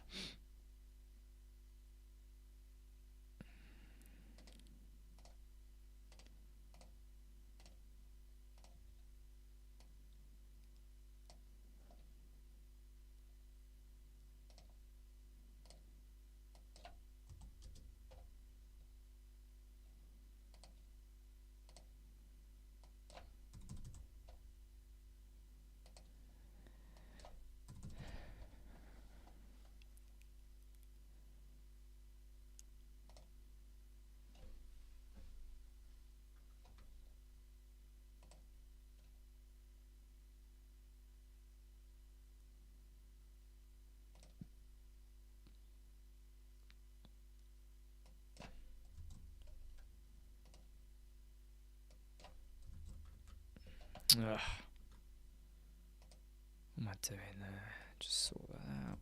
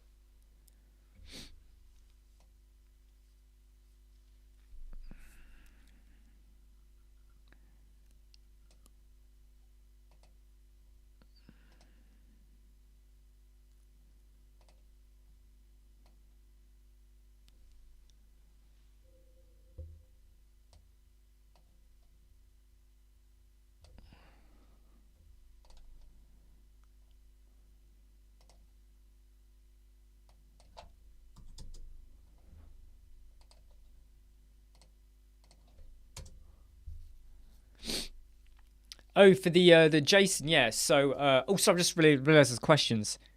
So, WTR sales, I've tried it, but I'm waiting for the final version to come out. Okay, we've gone from beta to alpha testing for Flex Container. I'm just waiting for the final one to come out. I think it's going to be brilliant and amazing. Jason, you're asking about that tool I'm using for measuring. So I use a MacBook Air. So when I do Command-Shift-5, I have this open up. You know when you want to do like screenshots or take a video recording. So if I'm on the capture one, I might say, okay, I only want to capture this as my screenshot.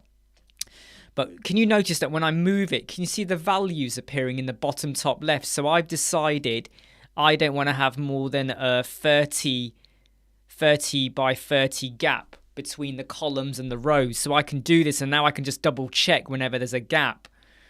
So if I just show you down here on this bit here, right? If I do that, can you see here? Look, they're all within the 30. They all sit perfectly within the 30, 30, 30. So I can very quickly just check. So it's a pretty snazzy, cool way to do it, without sat there without your ruler and getting a post-it to check its level. But yeah, because sometimes you see it's like when you got images and you mess around with the image height and you want it to be level. And then you kind of just go like that. You just kind of go like that. You just go, right, okay, is it roughly level? Is that okay? That one's all right. There's a bit of a border there, but that's roughly okay there. So you kind of just, it's just a great way of checking things. Hectic app. No. What is the Hectic app? Let me just do a quick search. I don't know what the Hectic app is. What is that? Hectic app. What is that?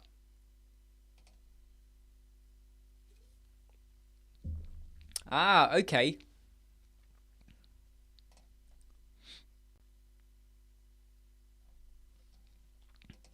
Okay. So it's like a project management system. Okay.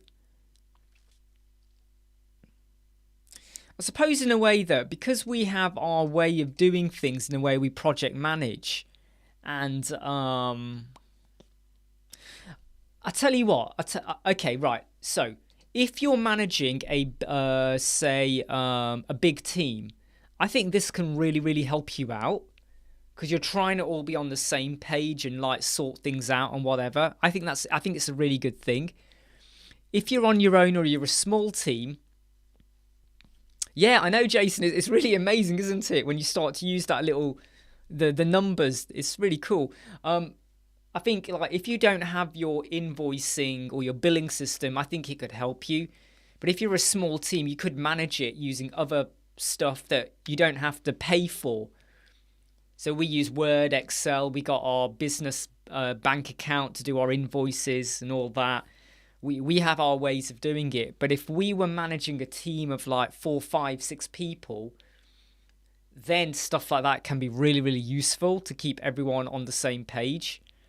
You know, I know some people that were using Slack at some point as well, but it's not. But for billing and invoicing, it's not a bad system to use.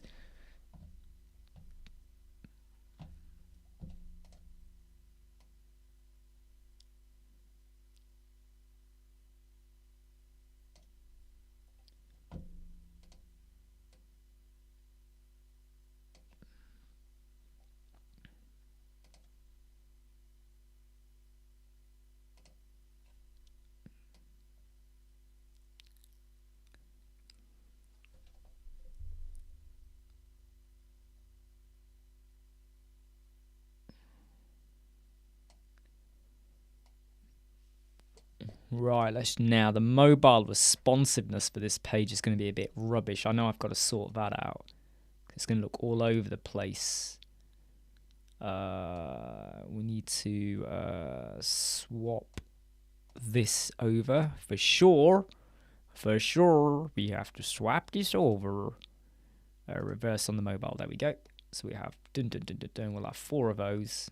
Get an image. I think this section. No, not this section. Wrong section. It's still going to be that section. We're going to get rid of that and that, like this. Got to sort the spacing out here. We'll do 20, 15, 10, 15, like that. Change that one as well. So we'll do 20, 15, 10, 15, like that. That's okay. Change that section. Not to have that. That's fine, but we do need to add in 10. Yeah, we've got to do a 10 there, like that.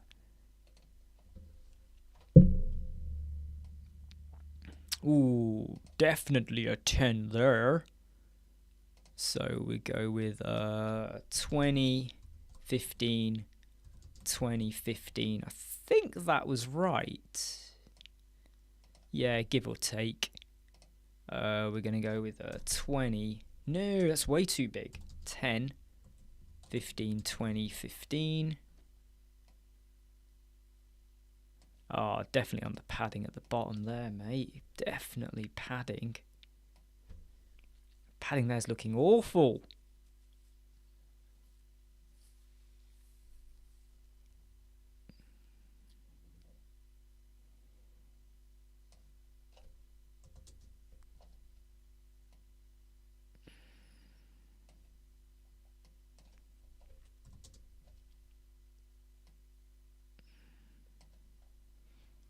Even this section's looking a bit bad.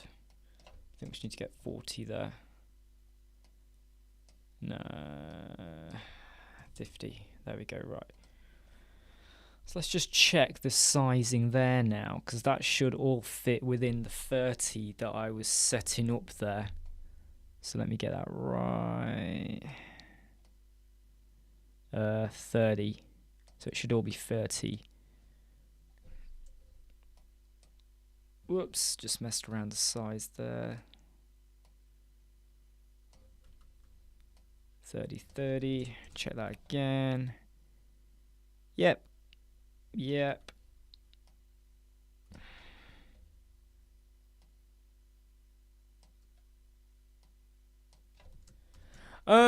It depends on the type of look I'm going for. So I switch between so Edward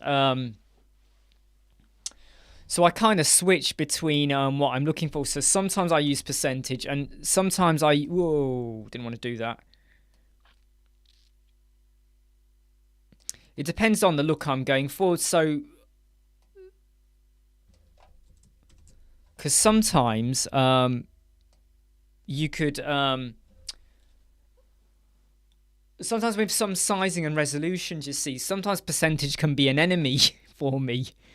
And it doesn't work out great. And sometimes it looks absolutely fantastic. I'm not worried about that yet, because that's all going to get adjusted.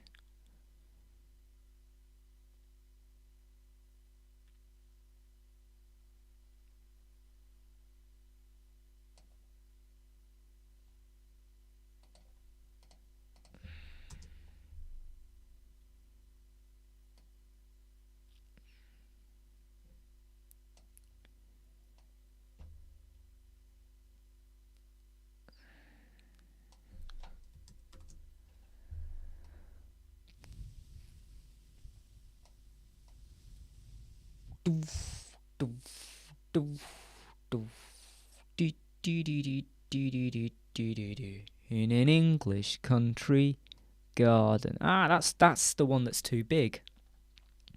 I knew one of them looked a bit big. I did wonder about that one there. Let's go back over there. That one I haven't adjusted. Let's get rid of that. So over here. Yeah, that one's too big. It was meant to be 10. There you go. That is now. That doesn't look right, does it? I've done something wrong here. 30.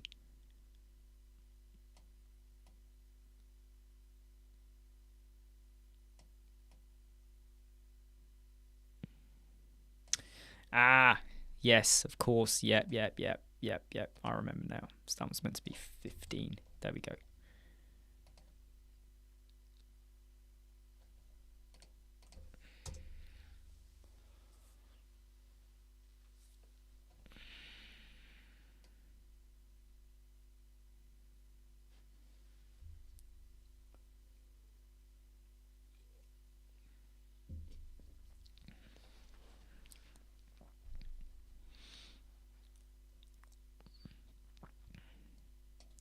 Yay! Right, that change is done.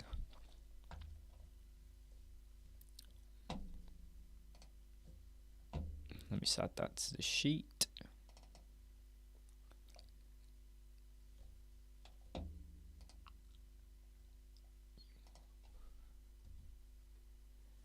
Is it Thursday today? Yes, it is Thursday. So let's pop that down to be 2.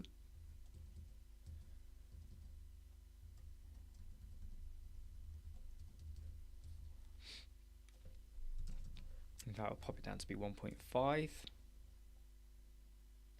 fact, it's 1.75.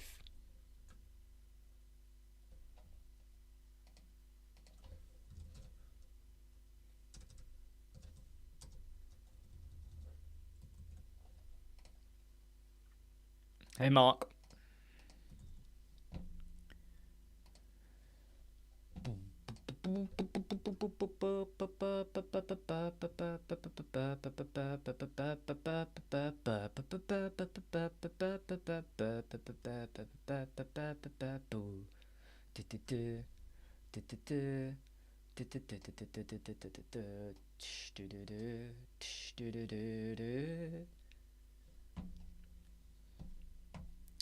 By the way, don't forget, right, that there is a 20% discount on the Elementor Cloud as well.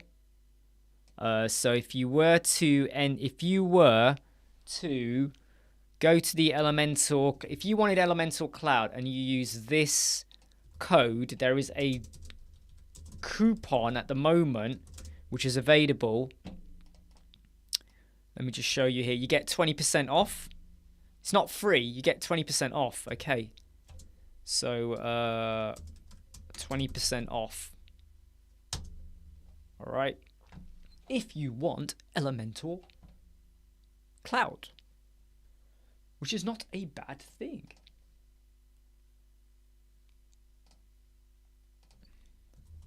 Oh, and by the way, the replay is now up for that. Replay is up for that Elementor profit or scaling up Element webinar. yesterday.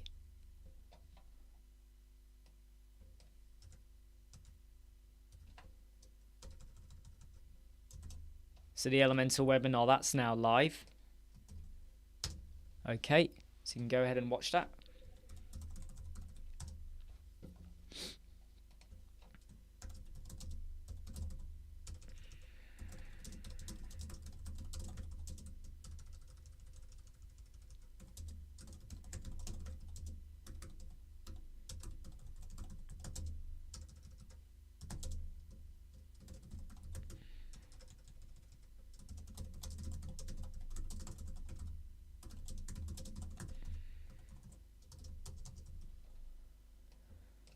Let's go and watch it. Well, don't go watch it right now because I'm here. I have to be honest, Edward, I don't think Elementor will ever move away from WordPress. I've got a feeling it's hand in hand, and I think it will always be there. I don't think they're going to go down like the Wix or Squarespace kind of model, even though they've got Elementor Cloud. That's just to make it easier to get a hosting platform or solution. I think they're going to stay with. I think they're going to stay with it.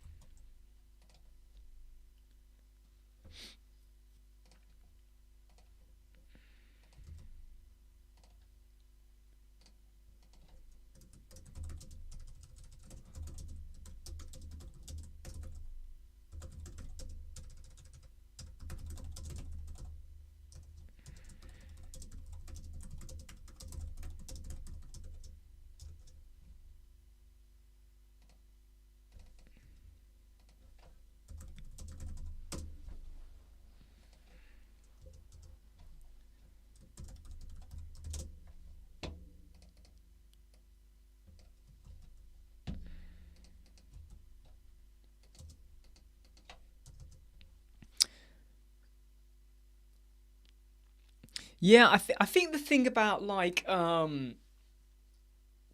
think the thing about WordPress is that it's still over 40% of the market, and there are so many like extra solutions and add-ons and things like that.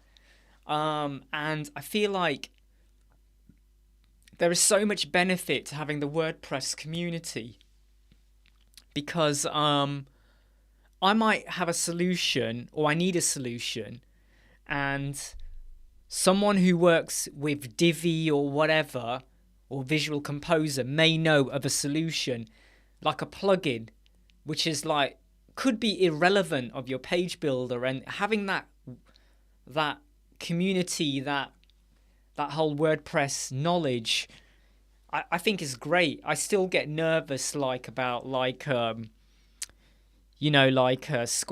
Wix, Webflow and all that. I mean, to be honest, I haven't really got my net self dirty with Webflow.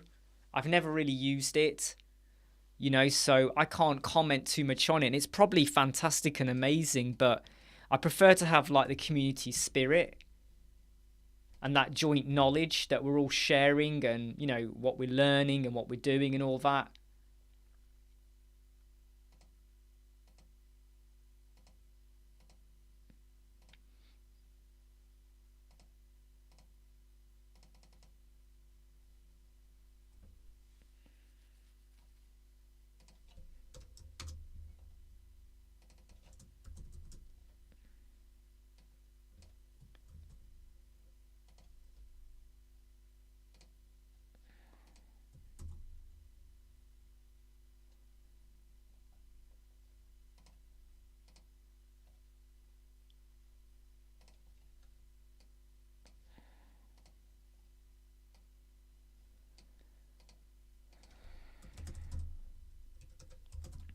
But, you know, that's just my opinion.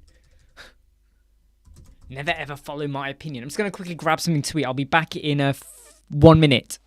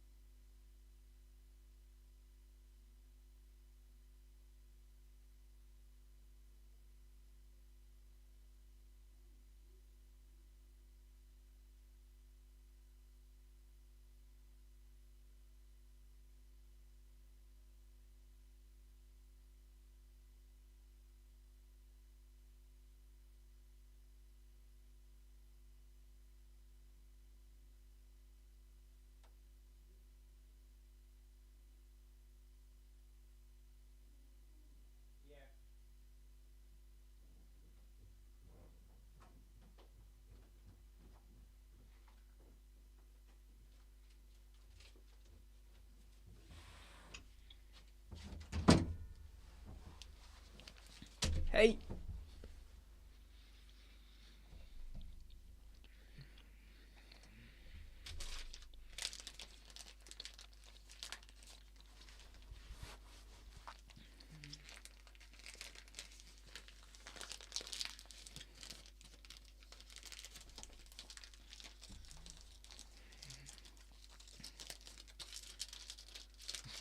Can't open it.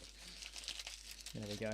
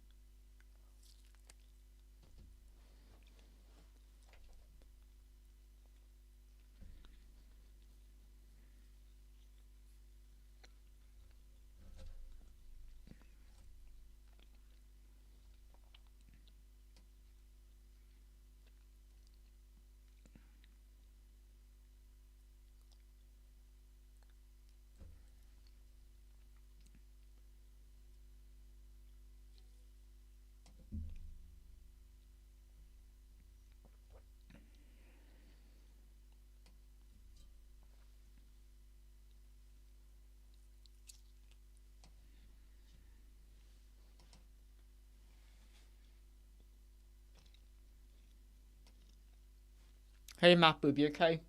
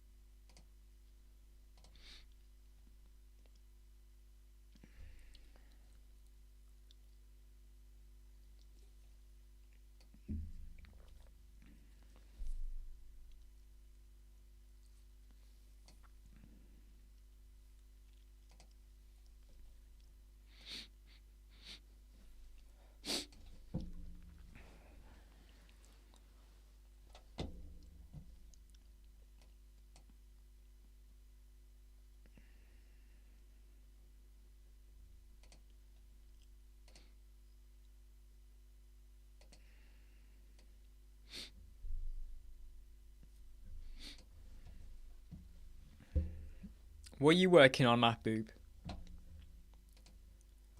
Anything exciting? Or not? Or yes?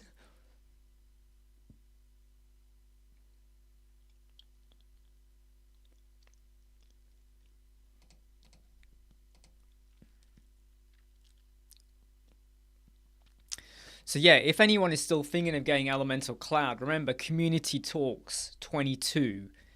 You can see it in the live chat there. That's the coupon to use to get 20% off, okay? So don't miss out on that. If you want it, get it. All right? Get it, get it, get it. You want it.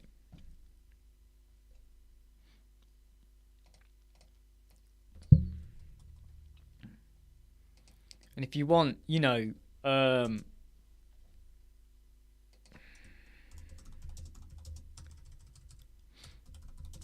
if you want to join our mentoring, our can't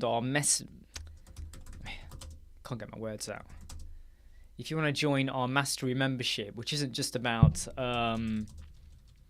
mentoring websites and Elementor and getting the best out of that, but it's about business, marketing, branding, thinking about your clients, social media, scaling, growing,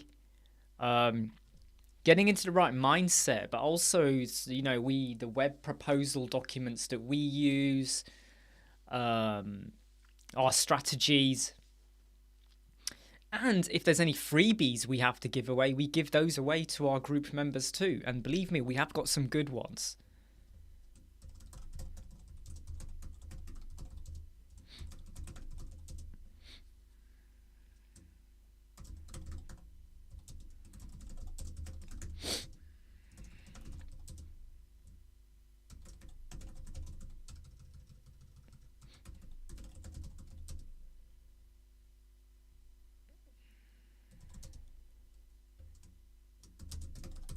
And the private Facebook group we also have that as well as part of our mastery membership.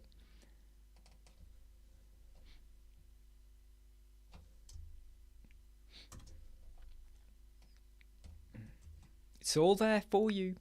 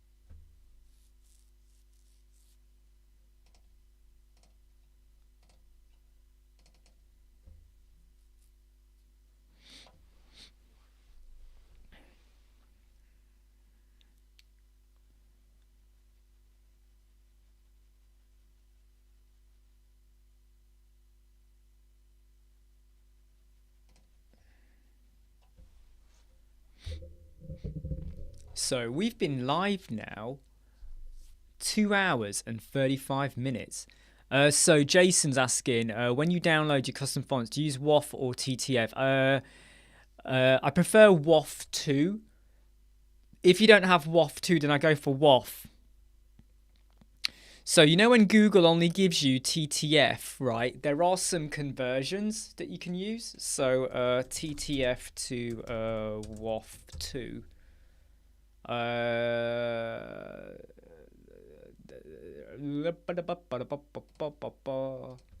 you can use stuff like this. So you can do Waff 2 conversions like that.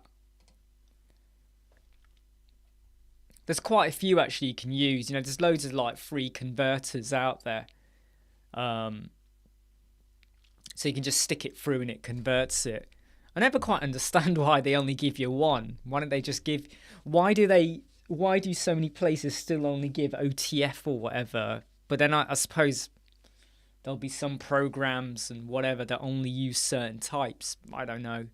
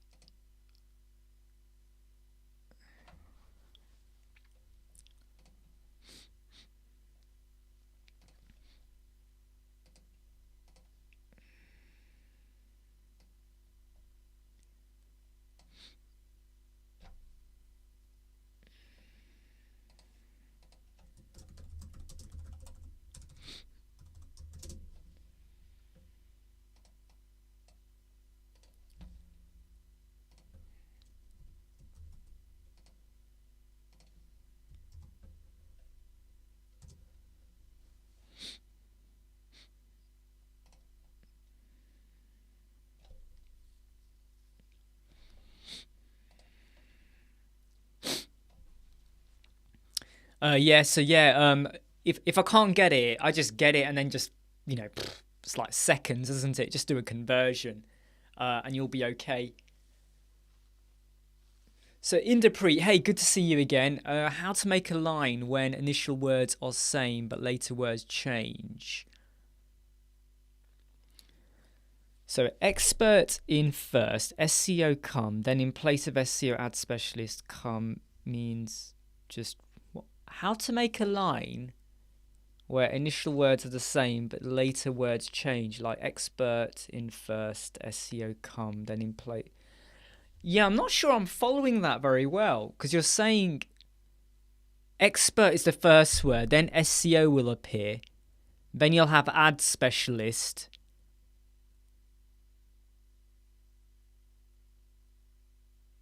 Oh right, okay, you mean like a line. Yeah, you would use the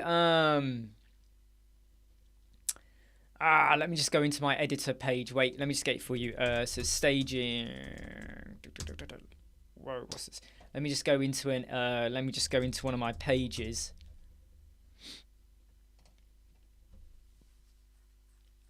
So what you would do is which page? We'll go with this page.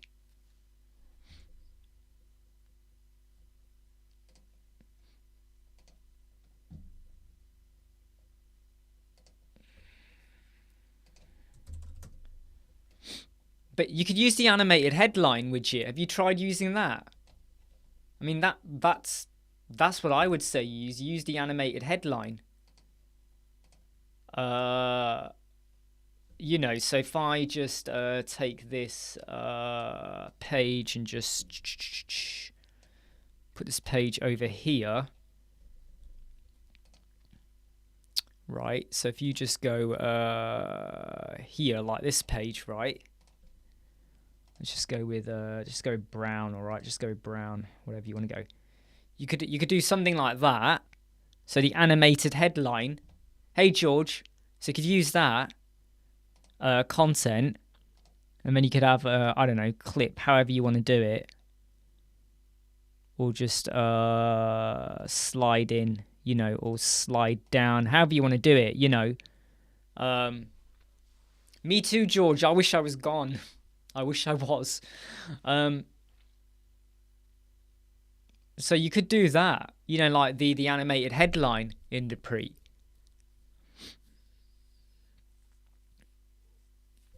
So look here, you have your here's your before text. So you will say stuff like so you might say like expert, and then down here you'll say expert SEO, and then you might have what are you saying, ads specialist. You know, I mean, it's a bit, I mean, obviously obviously it's pushing the words along.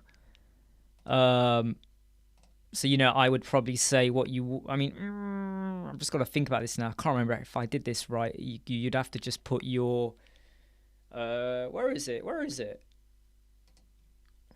Why am I not seeing it?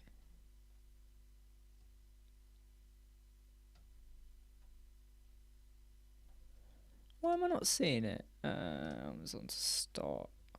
Something is missing. I'm missing the positioning.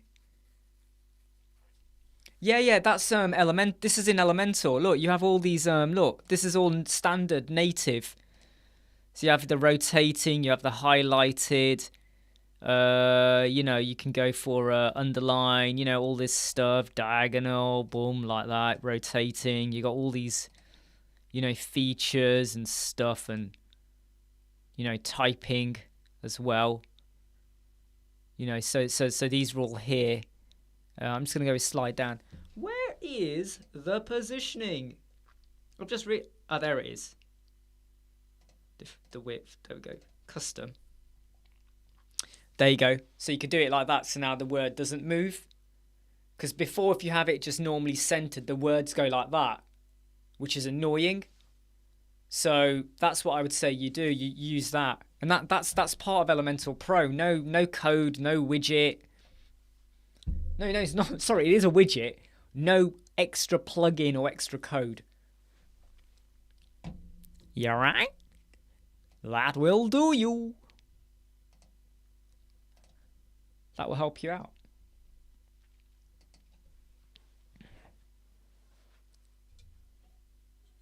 It's one of those things where you might forget it's there.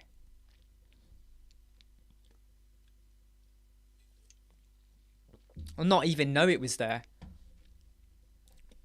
So remember in Dupree, okay?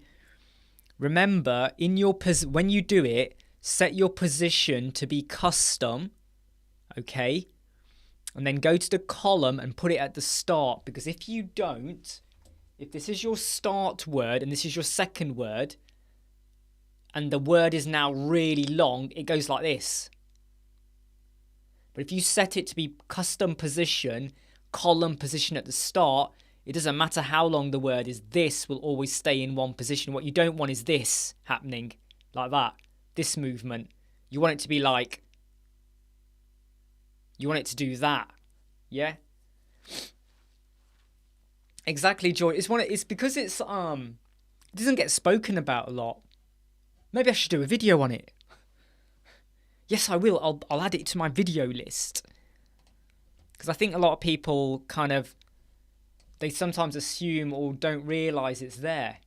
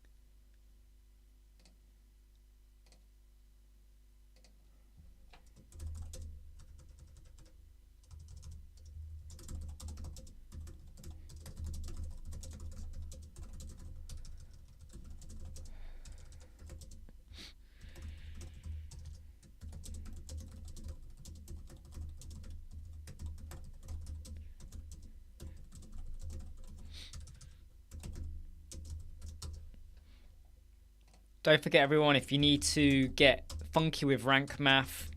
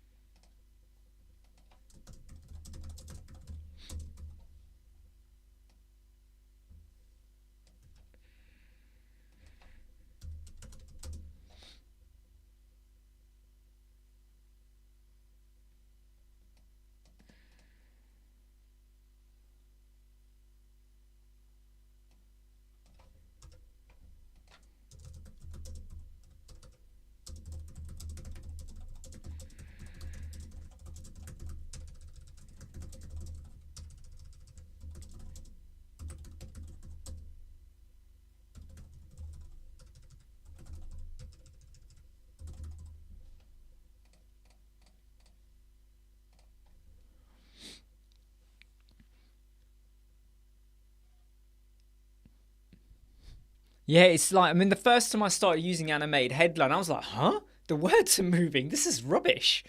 But I'm so glad the whole custom and start just, stops that. Exactly. So this is something I said earlier, George. So someone earlier, Edward, let me find it. It was Edward, wasn't it? Yeah, it was Edward. He said, will Elementor ever distance itself away from WordPress? And I feel like the community is just too big. So a solution I have in WordPress will work for you on Divi, just like the other way around, because of the CSS coding or a particular plugin or a particular feature. Where we have the differences is maybe there might be something that is very Elementor-ish that won't work with Divi, whatever, but that's specifics. However, the overall approach and the way you can solve and create websites in WordPress with plugins, with features, CSS, JavaScript, solutions, rank math, SEO, all of this stuff. There's a shared platform, isn't there? There's a shared foundation. And I think if Elementor went down the road of Wix or Squarespace or Shopify, where it's almost like a tunnel vision, I find, pigeonholed communities, it's just too niche, and it's why WordPress is still over 40% of the market. I mean, who would have thought? When Wix came out, I was like, whoa, this is at first I was like, wow, this is impressive, and then I realized it wasn't. Squarespace, all of these solutions that have been out a good while now, WordPress is still 40%. And people will say, yeah, because it's been out a long time. You got to remember, when WordPress was out, you had Blogger. You had these other blogging platforms as well. And then Wix hit the ground running, didn't they? Like 12, 13, whatever years ago. Boom, they appeared out of nowhere. Squarespace, all of these solutions. But WordPress is still 40%. And the fact that, the amount of websites I still see out there that are just like not even, that aren't even like hard-coded websites will be hard-coded without WordPress or whatever. They'll have their own solution. Okay, I accept that. But when you look at the market in terms of just WordPress, it's huge. I've not tried the Shopify setup on WordPress and WooCommerce, and I'll tell you why. Number one, I don't really work with Shopify websites. Number two, I prefer WooCommerce and WordPress. Number three, if I was to start integrating WordPress to Shopify and WooCommerce and all of this stuff, all it takes is for one of them to have a wobbly, and then it's your problem to sort it out. And because I don't use Shopify and I don't really care much about what they do and all that, I just don't go down that road. And I know some people that did have a Shopify and they were trying to integrate it. And I remember saying to them, so why are you maintaining your Shopify hosting solution and then you got your WooCommerce and WordPress? And it was like, Just takes one thing. All it takes is one thing. One WordPress update, one Shopify update, one page builder, Elementor, whatever integration. I mean, even WooCommerce. WooCommerce has stuff going on, right? And you might have WooCommerce, then you have WooCommerce Payments, then you might have WooCommerce Stripe, whatever, or something else. It all starts to add up, and all it takes is one thing. One thing. And when you have a shopping website and that website is down for an hour or a day, that is loss of sales, and customers may never return again to that website when it's down. So when you're selling, you've got to be up. And the minute there's a problem, you have to be sorted straight away. People will say to me, yeah, but when Facebook's down, we still go back to it. When Twitter is down, we still go back to it. Yeah, because there isn't an alternative that's going to satisfy you, right? If YouTube went down right now for a whole day, tomorrow everyone will be back on it again because you want to use it. But if your website sells trainers and your website's down, I guarantee you everyone that went and was not happy, they're not coming back because there are other places they could go. So if you are the only one and everyone wants your solution, you might go down, people are unhappy, but they'll still come back and they'll forget about it. Gmail has gone down loads of times, we still use it, right? But if your website is competing in a market or against competitors, it's not worth the risk. It's not worth the risk. Which is why when I see websites with like 40 plugins, I'm like, what are you doing? Do you understand?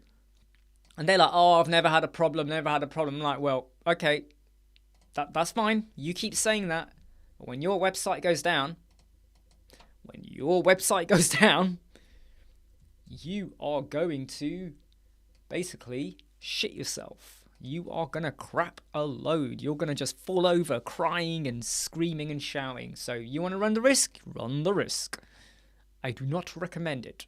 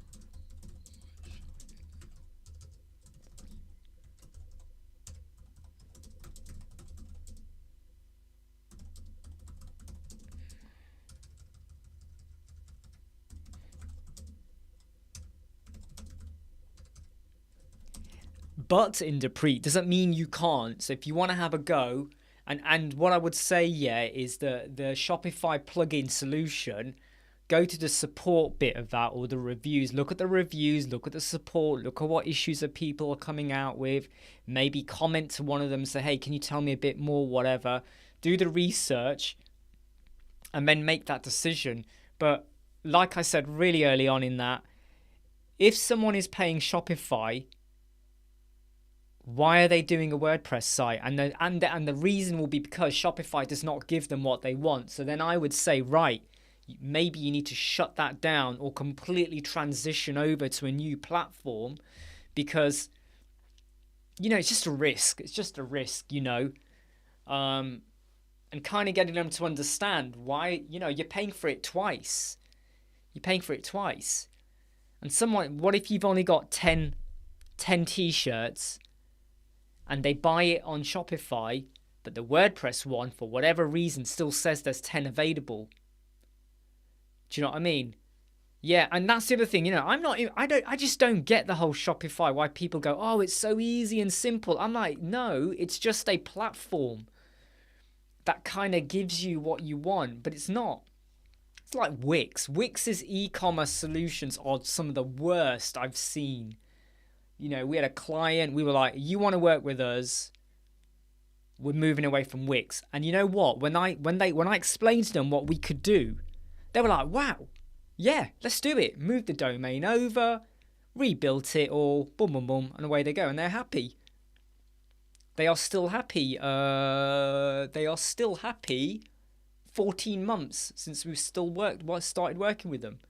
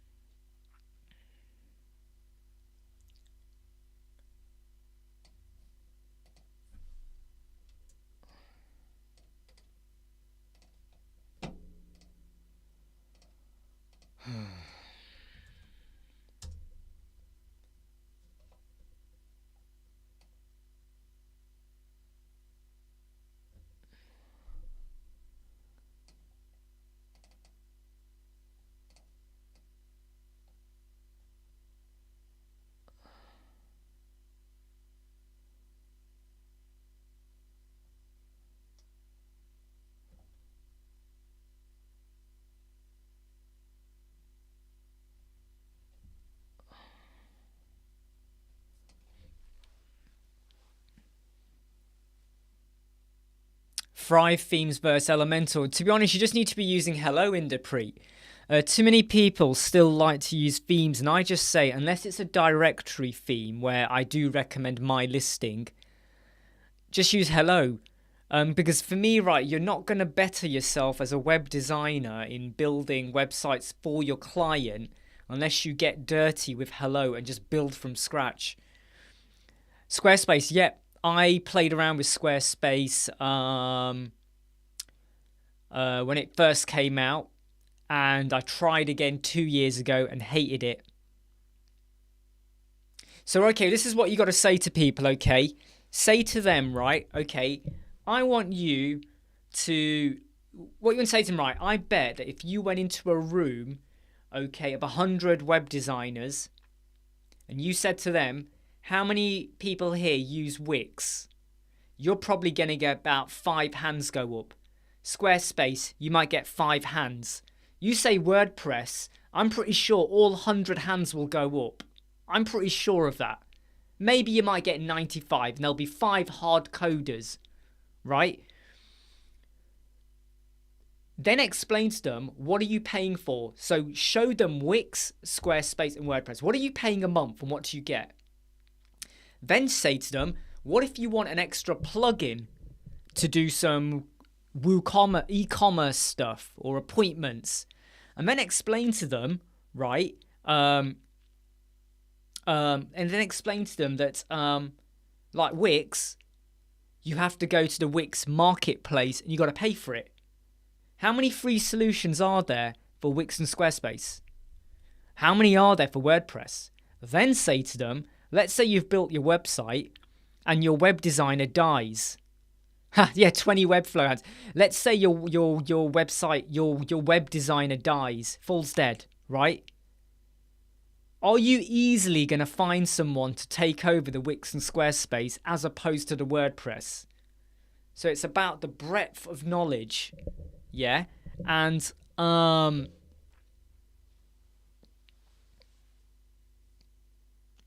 me, the Wix and Squarespace is you are backing yourself into a corner because you're stuck in their infrastructure.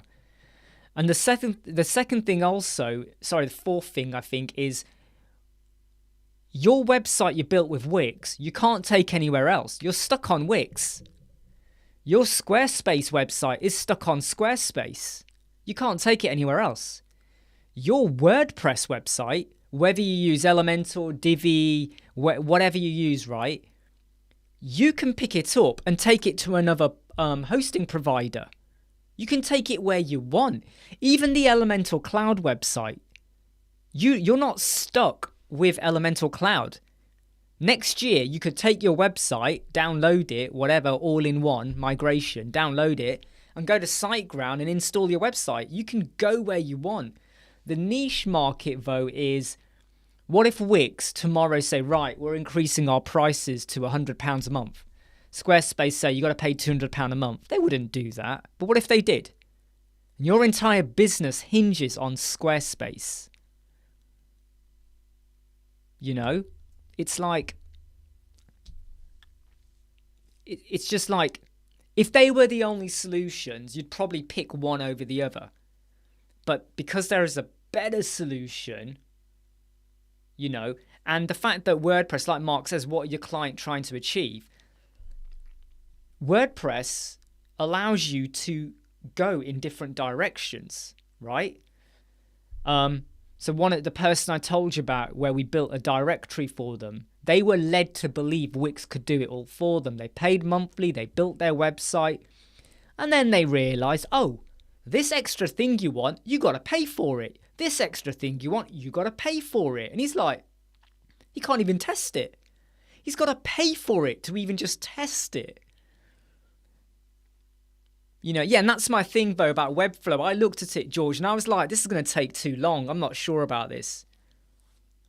But, well, the thing is, Inderpreet, a lot of the adverts for Wix make out it is really customizable. But there's so much you can do, and then you got to pay for stuff that you could have done for free with shared knowledge, you know. So I've used Wix. I even built one of my. I had a website I built with Wix in 2000. Let me tell you the date. Let me get the date right. It wasn't 2000. No, it's 2010. No, it was 2011. It was 2011 we built it. 2011. So it's not that long ago. 9 years ago. No, 11 years ago. After 3 months, I was like, this is rubbish. I've tried out with Squarespace. I've played around. I've used Divi, not massively. Visual Composer. Why did I do that? Beaver Builder. All that stuff, you know. It's just like, I'd rather not be locked into using something where when you then say to the company, right, how do I do X? And they go, you can't do that. And you go, but hold on, you said this was a drag and drop, easy to use. I mean, Squarespace, right? Their whole infrastructure setup is awful. Like, really awful, I find, in the way they make out it's so drag and drop and easy. You might as well work with Gutenberg. Not Gutenberg. WordPress editor. You might as well build your post in WordPress editor.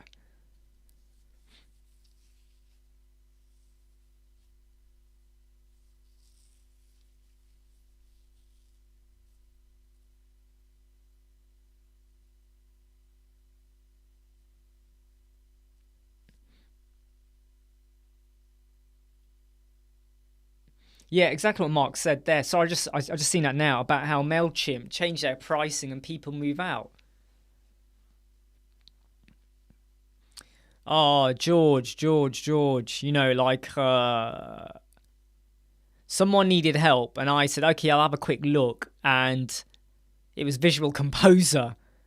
And what made it worse was their previous designer had built some bespoke JavaScript code, whatever. So that was bad enough as it is. And then they were using Visual Composer. And I said to the client, what happens when your designer, your developer drops dead? And he was like, oh, I'll find someone else to do the code. I went, really? I said, really?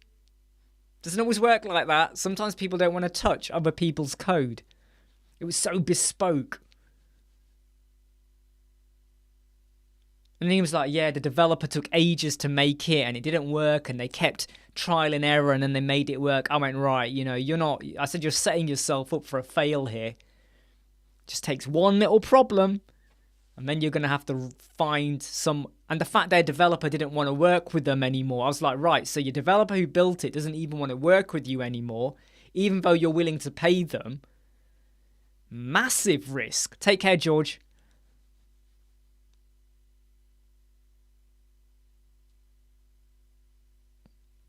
Oh, Soom, where have you been, mate? We've been live for 3 hours now, 3 hours, 6 minutes. A question was asked about Squarespace and WordPress, and I was just explaining how it's like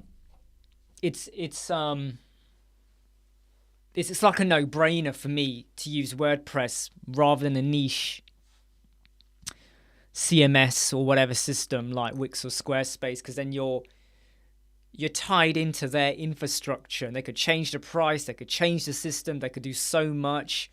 You can't pick your website and go elsewhere. Yeah, it's not a great solution.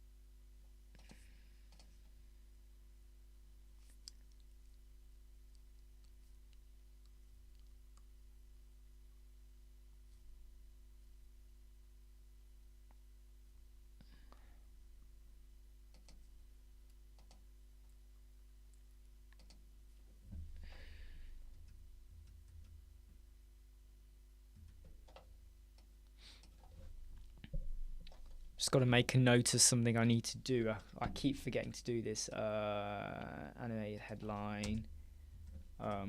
Remote. WordPress check and video.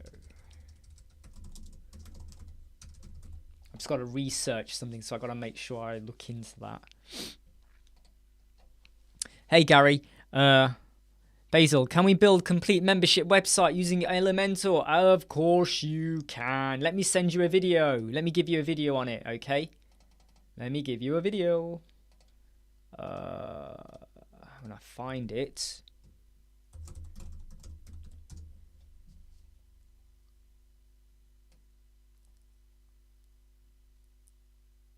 Let me find the video. I need to do another video actually on this as well, by the way. I need to do another video. I'll make sure I do it very soon.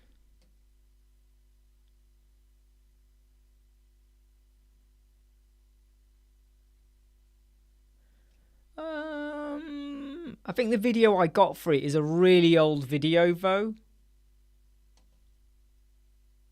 Oh no, here you go. Here's the video. Found it. I need to redo it though and do an up-to-date one, but when I say updated one, just with because that one was done 8 months ago. So Faisal, there you go. Paid membership pro is free. It's brilliant. Recurring membership, all of that. Go for it. Yeah, go on, Zoom. Have your rant.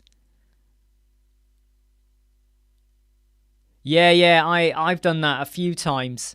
So one of the very first things I do before I record, right? First thing I do is make sure the camera's connected, check the camera, everything looks okay. Then I check my sound, make sure the sound is coming through, right? Make sure it's picking up. Then I start recording. I do check. Because I used to use QuickTime to do the to pick up the screen, and then also movie recording to pick up the high def, the web camera or whatever. And sometimes my microphone would actually be on none, so it's not picking up my microphone. And the amount of times I did like a 1 hour video once, 1 hour, and when I played it and it was silent, and I was so gutted. And because it's got my face, I couldn't, do like, okay, I'll just do an audio over the video, because my face is there and I can't remember half the stuff I said. I can't just like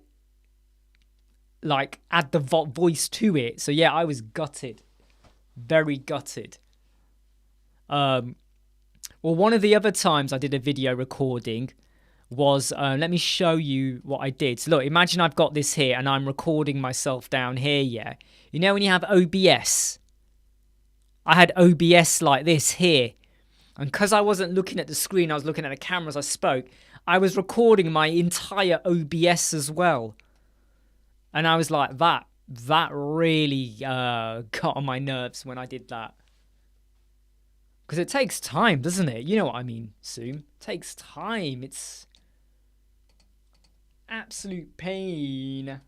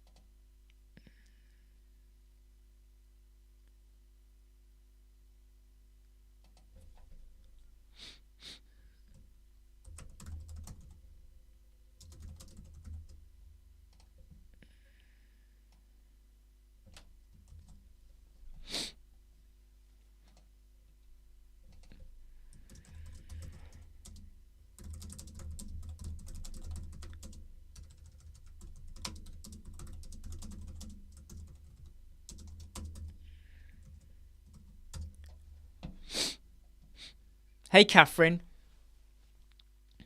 Haha. No, you're the one we should be knighting. Okay, you're the knight. You know, you are the knight. We are honored to have you. Camtasia, I will say, Camtasia is just too pricey. Camtasia is good, but is it brilliant for the price? I don't think you get a lot. Yeah, I use OBS as well. I just don't think Camtasia, for the cost of it, I just don't think is worth it. No, I'm quite okay public speaking. I'm okay with that. I think that comes down to opportunities. So presenting to your class or the whole school when you're younger, that helps. Having a voice. So if at home, are you allowed to speak out? Are you allowed to put across what you think with your family? Are you able to do that outside as well with your friends, or are you the quiet one? Yeah, so this is the point I'm making, Catherine. So it's like, what do you like at home with your family and your friends and stuff? And the more you become confident with your family and your friends, the more you'll become able to believe in yourself. And I would say, if I go into a room and I don't know anyone, I will be quiet because I'm just working out who can I or can't I talk with. I won't be extrovert. And when you start to realize people you can relate to or you can be more confident with and you have belief and trust in what you're saying, you'll be okay. So it is, a lot of it comes down to, do you believe in what you're saying? And do you feel comfortable as well? And if you don't feel comfortable, you know, if everyone's looking at you and they're like going, you know, they're waiting for you to trip up, you won't feel great. But if you know the people looking back at you are actually, they want to be there. They want to listen to you. They respect what you're saying. You become more confident. You can become more confident. And I would say sometimes it starts at home. So with your close family or people you live with, your friends, can you be honest and open about what you want to say and not have people say, oh, I don't want to know your opinion. No, be quiet. I don't want to hear it. Try to improve on that. That's a really good starting point.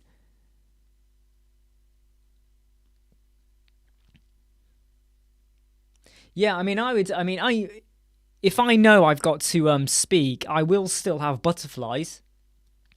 I will still have a gulp before I speak. The very first time you contribute, you might be in a meeting or something and you gulp a little bit before you start speaking. But then once you get started and once you're able to once you know that you're acknowledged, you then stop gulping in a way.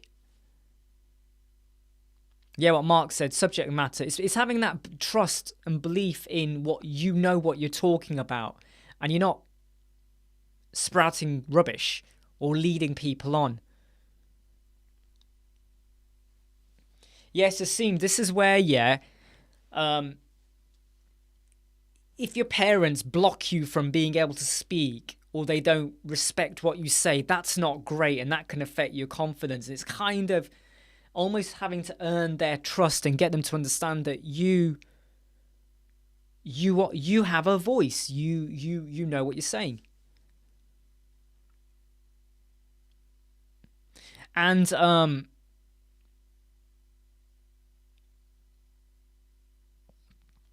it's not all about being alone, but moving out is definitely a big step and a good thing. What I would say is I still get nervous. So yesterday, right, we had the live chat with Jeffrey, Andy, Tony and Andrea. I still was a little bit nervous when we started because I don't know who's out there. I don't know who's watching. And just before I spoke, I had to have a gulp. A quick gulp, and then you go into it. And you just what you're basically gulping in it. What I'm doing when I'm gulping is I'm kind of saying, right, contain the fear, contain the butterflies. Push it down and just go with it. And speak true and honest to what you think and in terms of the question that's being asked or what you're delivering. And I've been in presentations and meetings where someone asks me and I kind of go, I don't know. What I don't do is go, well, you could do this and you could do that. I don't like to do that. I kind of go, I don't know. I don't know much about it. So when I get asked questions about Webflow, I've seen it, I've looked into it, but I've never proper used it. Therefore, I don't have the greatest opinion of it, except I don't think it was that simple to use. That's my only view on it. Okay, so the video is, I'll get you the link.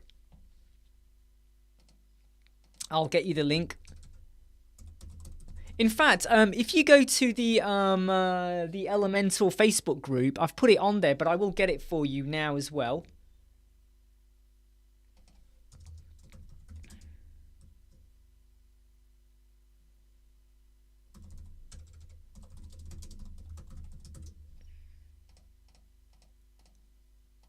So let me just get you the link. The link is here. So here's the link. So anyone who watches that, right? Anyone who watches that, just watch it. I tell you what, just watch it and watch my reaction. So Jeffrey, he gets an intro from, I think he gets an intro from Tony first, then Andrea, then me. I think that was the order. I think it was. And just watch. When he comes to me, I don't answer straight away. Just watch it. I don't answer straight away. There's about a second or a second and a bit where I kind of go like that because I'm just having a gulp. I'm containing your fear, your butterflies and all of that, and then I just go into it. And then I bring out my personality. Just me. I bring that out then. Because once you get going, you get going, right? It's like when you first ride a bike. You stumble a bit and all that, but then once you start and you're on that bike, you go. The wheels of motion begin and you go.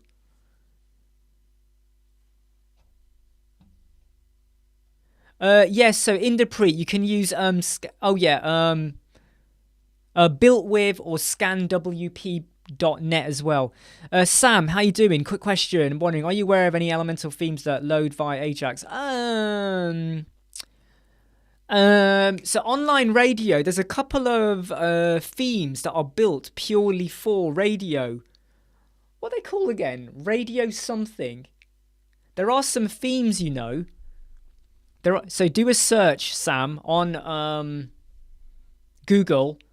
Do WordPress radio theme. There are some themes out there that do this. I think one of them is $59, I think. But it comes with tons of stuff to do your audios and all of that. It's pretty good. I can't remember what it was called. Radio something something. Just because I remember a client was looking into doing something about a year and a half ago.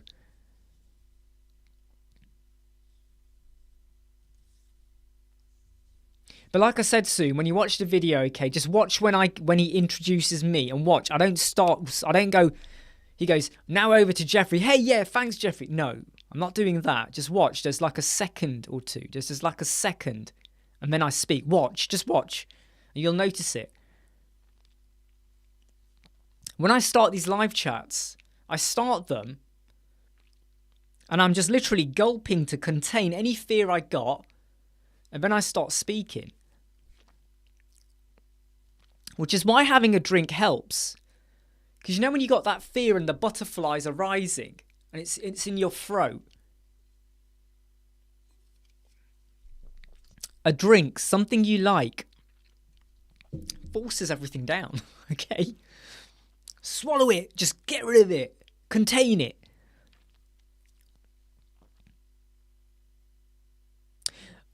Now, Sam, here's my tip for you, okay? Here's my tip. This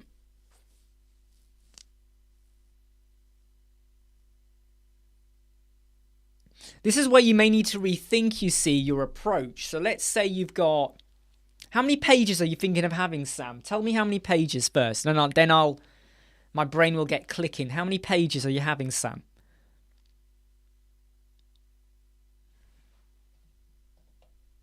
Yeah, it's called Detector Element. No, what's it called? Elementor Detector Element. Oh, Element Detector. That's it. Here you go. It's this one. elementdetector.com. That's one of the ones, Catherine. So yeah, or water soon. So Sam, how many pages? There'll be quite a lot. I want pages for all the shows with their relevant content. Okay. So are we talking 20? 50? 1 million? How many pages? I mean, okay, let's just say there's 20 odd pages, right?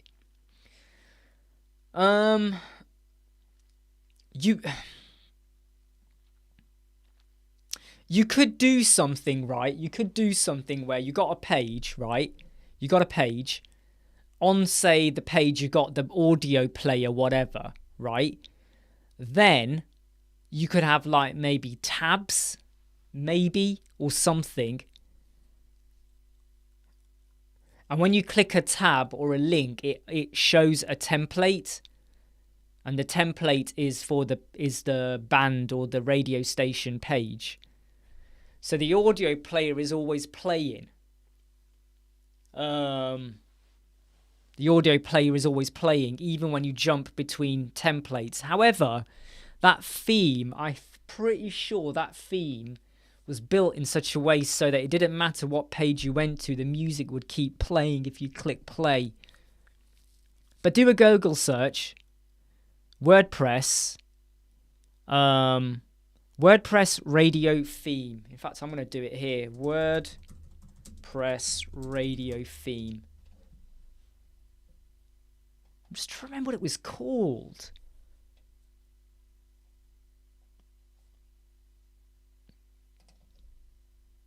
Here you go. Here you go. Here you go, Sam. There you go. Look at that one. This one is for 2022. Right, go here, Sam. Have a look there, okay?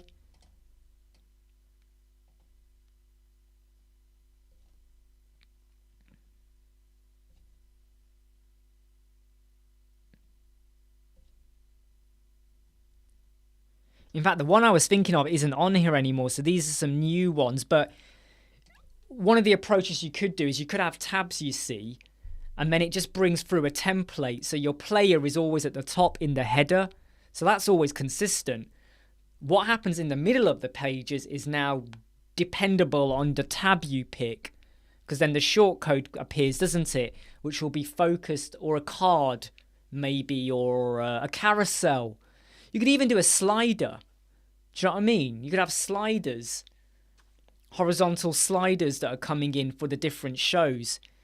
And if you make the slider transition speed be something like 99999, which is basically 9,999 seconds, the sliders don't move, but you can move them any way you want at whatever speed you want, so they can now see the different people. Things to play with and experiment. You know, grab a bit of paper, scribble it down, or just grab a crayon and scribble it on your wall. Whatever works. And go for that. I think that's why we love doing these live chats, because we're not focusing on just one particular topic area like accordions or toggle or whatever. We can talk about many things. And yesterday we were talking to someone who wanted to apply for a job relating to Elementor in the UK. Not with the Elementor people, but another company that needed a designer developer, and he didn't have the confidence. We're like, just go for it. What you got to lose? You're not working right now. Just go for it. You know, and in terms of confidence, introvert, you know, anyone who's ever worked with me will tell you the very first week I start working anywhere, I am very quiet. People sometimes say, is he alive? Is he breathing? I am super quiet. I am an introvert deep down inside. I am an introvert. Don't like to bring attention. I like to suss out who I can have a chat with and what people are like. I like to just work out the situation. Where am I? What am I doing? I mean, as you grow confident with people, you become more friendly. Trust belief in them, you, what you're doing, what you're saying. Then you just become confident. Doesn't mean you're an extrovert. Sometimes people say, well, you must be an extrovert to be confident. I go, no, not really. Not at all. An extrovert might be someone who, whether they believe or not, they don't care. They're going to say it. I don't care what you think. This is what I think, blah, blah, blah, blah, and whatever, right? They don't care what you think, what they say, whatever. By the way, not all extroverts are like that, okay? That's not a great way to explain extroverts, okay? But they're going to come into a pod and say, I'm here I am, I've arrived. I won't do that. I wouldn't do that. So deep down, I am a shy person. But when I'm in the flow, when I've got going and I'm presenting or talking about something, you can't hold me back. And that's why I waffle a lot. Which is why these live chats are really good. It's like a 4-hour session of me just talking.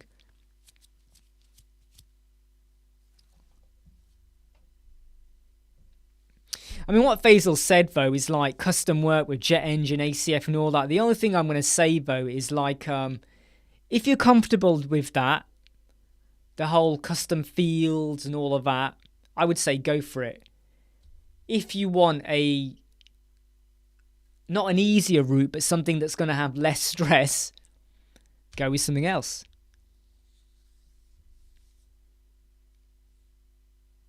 Exactly, Pickstar. You know, it's like, look, Pickstar, I bet, that like if you were to stand up or talk to a group or some people about like CSS coding, you might be a bit cautious or careful about what you say because you don't know what level they are, or even if you're saying it right. You know your stuff, but you might be a bit cautious. If you were standing up, though, Pixar, to talk about cooking, right, and recipes, and you were showing them there and then recipes, you'd be away. You'd be at it, wouldn't you? You'd be like, yeah, and we do this and this. You'd be telling them analogies and stories. You'd be on point. Yeah, have a look at. I mean, I haven't looked at those themes, Sam. You know that page I just sent, asked you to look at. Have a look at it, okay? Now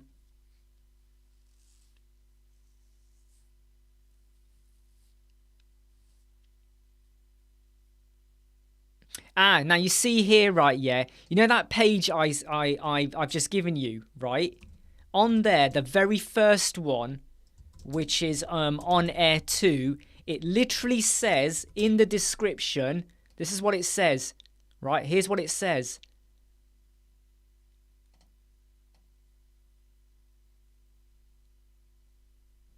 Here's what it says. Look at this. Look at that. Read that. The music player will play even when they visit different pages of your website, Sam. There is your solution. And it's not a bad looking, I have to say. It's not that bad looking. I'm sure you could design it. I'm sure you might have to do a bit of trickery with it. Is it Elementor compliant? I don't know. You'll have to have a play with it.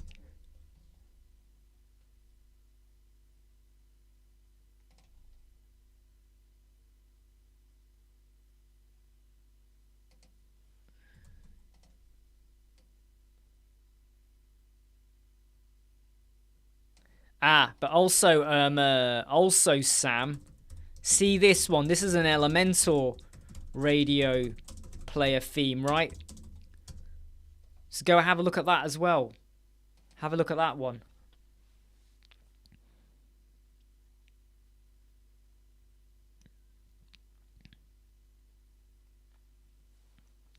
And that's what I mean, Pixar, is that once you start to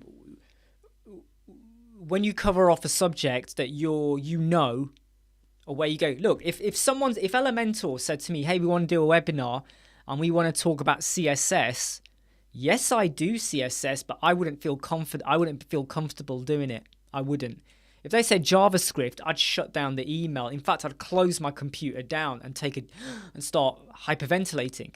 I wouldn't do it. ACF. Yes, I know it, but I'm not an expert on advanced custom fields, so I wouldn't do it. So there are some things you're really good and strong at, you want to do a talk and a presentation on. Other stuff, you kind of go, not sure. Exactly. You know? And I say it so many times, I keep reminding people, hey, I am not a coder, programming coder. Yeah, the devil's language. It is. JavaScript is. You tell me to talk to maybe analysts about data mining and SQL programming, stored procedures and algorithms. Hey, I could do that all day long. I'd love to do that.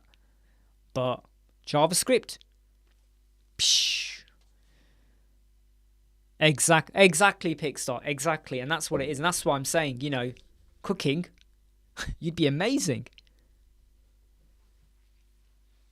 I hope this has given you some food for thought, Sam. Okay. Sorry I couldn't give you a brilliant answer. But look, there's a link there to an Elementor radio player, which might help you.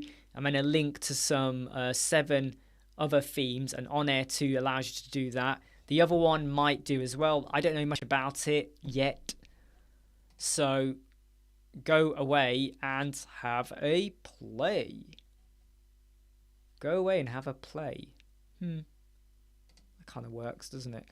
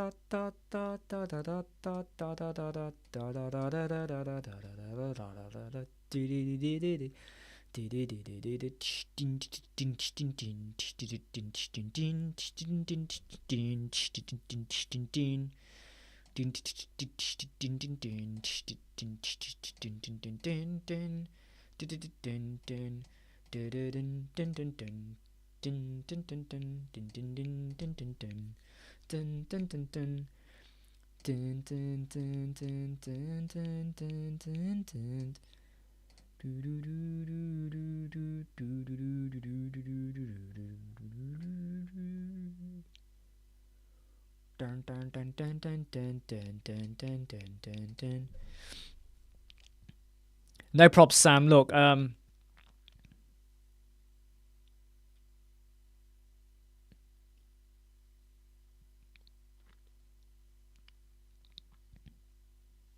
you say site templates, do you mean the templates that you've used? Unless I'm misinterpreting. Yeah, do you see what I mean, Soom? You've noticed it. Would you have noticed it if I hadn't told you? Would you have noticed it if I hadn't told you? I'm wondering now, would you have noticed it? Was it obvious? Or was it only after I told you?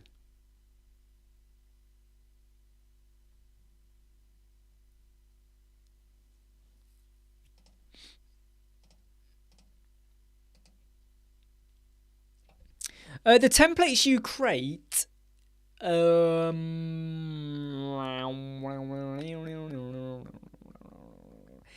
I have that as well. I have to click show all and they appear. So what he means is when I go to templates, I have to click show all as well and then they appear. But I find it, yeah,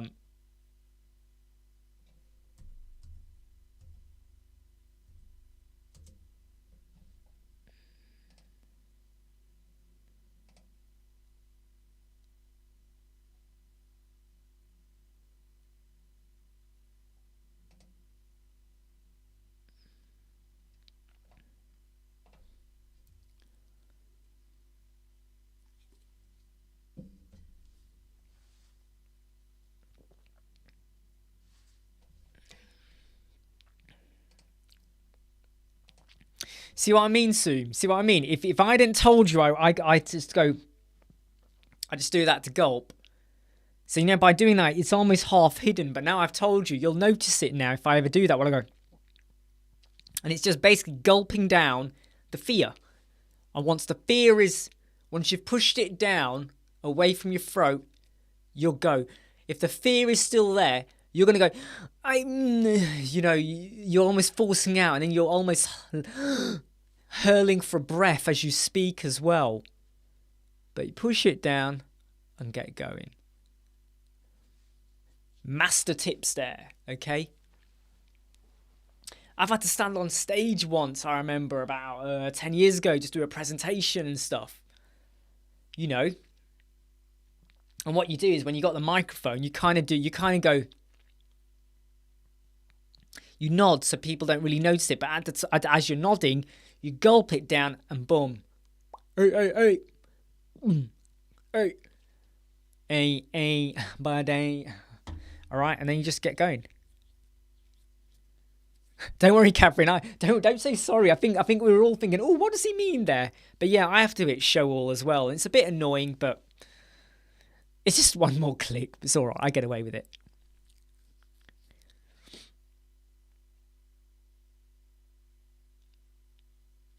Your heart bounces, right? So when you say your heart bounces, do you mean your heart is doing that? Do you mean that? Or do you mean when you start, you kind of, it jumps up and you feel like the shock? But that again is where the gulp comes in. Your heart jumps, take that gulp, force it down, get on with it. And when your heart is beating like that, That's because you think, oh my God, everyone's watching me, everyone's looking. What do I do? What do I do? And you know what you do? Sometimes try and find a friendly face. Try and find a face that you know is actually listening, and rather than like, try and find a face that is smiling or interested, or you look over them. So if everyone is here, you look over them. You're just looking like just above their head. You're looking at their hairstyles, and when you start to notice hairstyles, inside you feel more comfortable. Okay, when you start to notice just stuff like that, you feel more comfortable. And maybe your heart is beating fast because there's all this prep work, there's all this anticipation. But that is where I really strongly recommend, right, that you take that moment, that time to just grab a drink, water, Pepsi Max, Orangeade, whatever you want, wine, whatever you want. Just have that drink just before you go up, okay? Have a toilet break before you go up. Because the last thing you want is to be stood there talking and you're crossing your legs. It's like, damn, I need to go to the loo. Right? A friendly face can relieve you, but at the same time, if there are no friendly faces, just look over the head, into the distance, whatever. All right? Because the people at the front will think you're speaking to the people at the back, and the people at the back will think you're looking at them when in fact you're looking over them. But because of the distance, they'll think you're looking towards them, right? And when you're looking, don't just look in one place. You move your eyes around a bit, all right? Okay? And slowly, right? You don't rush your words, and you'll be fine. It takes practice, but it comes, right? But have that drink, have that something, even if it's a mint. You haven't got time to have a drink. You have a mint, just a little sweet mint. Just stick it in your mouth, because when if it's like a fresh mint, or like it's got a bit of a tang to it, like a mint, when you swallow it, when you're now doing that final gulp before you start, you're going to get that rush of whatever it is inside the mint going down as well. And it brings you back into the moment. You're on stage, you're about to speak, you're about to be introduced, you feel your nerves, you feel like you're clamming up, your insides are tingling. That minty sweet, that taste of a drink, it just brings you, back into the room. And away you go. But when you're presenting to like a webcam, it's far easier. I mean, right now you're here, or some of you are here. I don't even know who's here. I don't know what you're doing, what you're wearing, what you're watching. I don't know. You're probably not even listening. You probably turned the sound off. But I'm imagining you're there and I'm just talking. You just go with it. So when you're doing it on a webcam, I'm not going to say it is completely easy, but it should be easier. It should be easier. Just imagine the people are there and away you go. And another thing I did very early on when I first had to present to, it was a room of about, there were 63 doctors, there's senior managers as well. So there's about over 120 people, right? Big room. And I'm talking to loads of doctors, consultants, right? And, these are experts and people, okay? And they're not taking no shit. They know their stuff, right? And you're talking to them. I just remember thinking, well, I'm going to talk to them about something they don't know a lot about. I am more of an expert in this than them. That's a matter of fact. I'm not lying here. I know more about this system that we've built that they're going to use than them. I know more. They don't. So I go in and I go, they may be earning 5, 6, 7, 8, 9, 10 times what I earn. They've got money. They're loaded. They are important people. But I know more about this subject than them. So I'm going to deliver it. And if I get asked a question I can't answer, I'll say, I'll come back to you on that. I'll look into that. And if I can answer it, I'll give them the damn best answer they've ever had in their life. But the main thing is I will not give them the opportunity to doubt me presenting the info, because I want them to believe in it. And if they believe in it, my job is half done.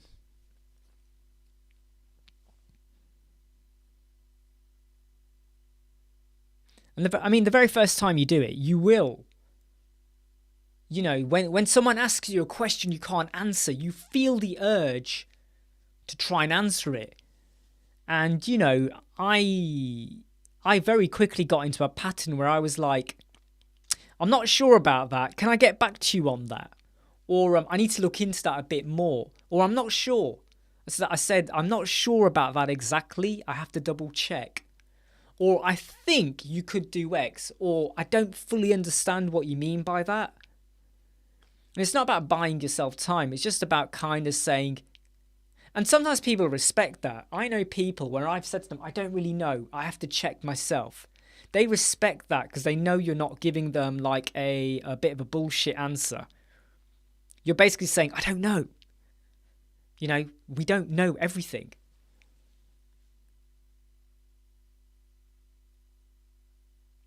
Mark will tell you this. I don't like to do scripts. I don't like to do notes. I'm rubbish with scripts and notes. I go with where the occasion goes. I am rubbish and appalling with scripts.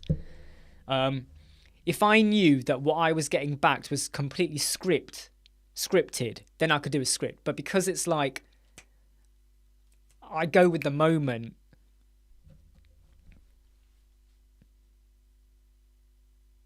Yeah, sidebar. Yeah, okay, so hold on. I'm going to get you the sidebar video. Let me get you the video for that.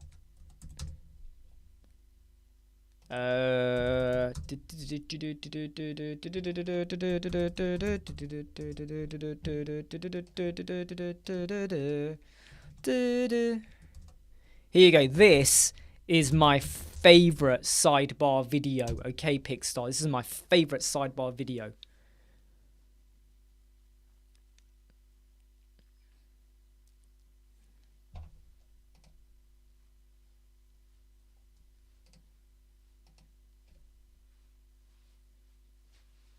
My favorite sidebar video, that. So I had to do a bit of a dance because I love that.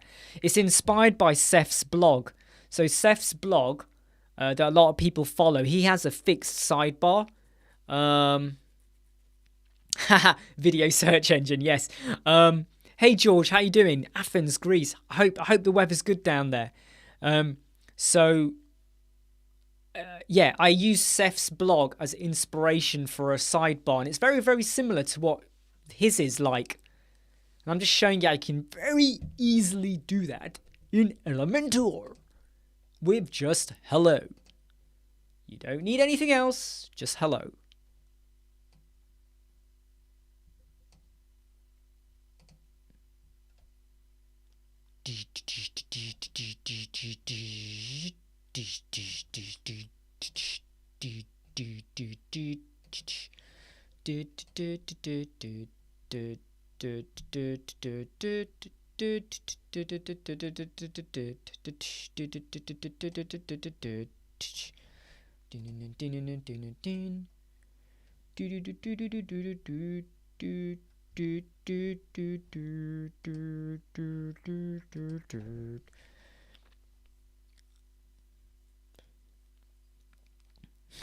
George.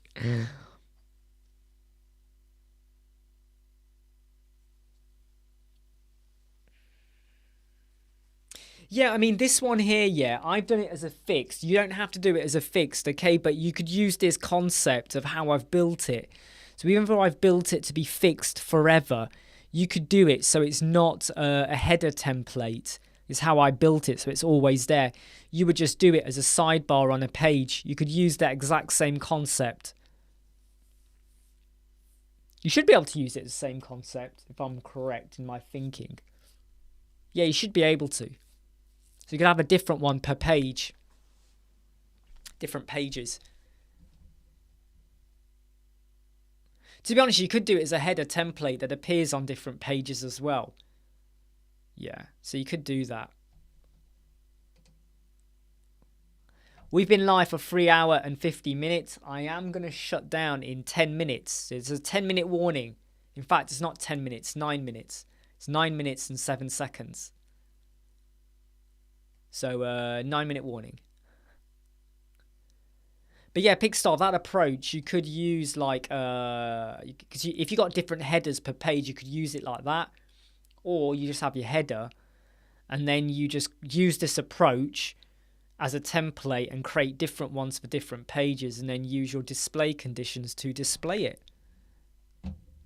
And that will do it.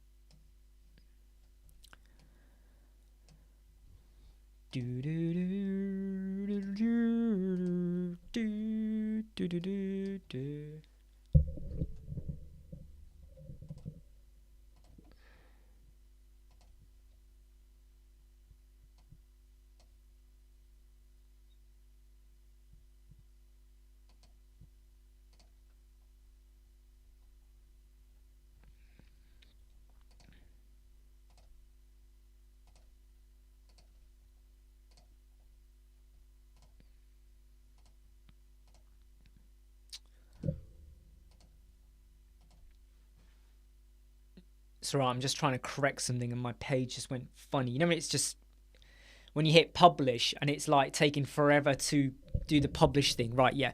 Yeah, take care, George. No probs, Jason. A pretty theme for a restaurant presentation? Not really, no. I mean, I would, hey, RXT, take care. I would use hello. I would use hello.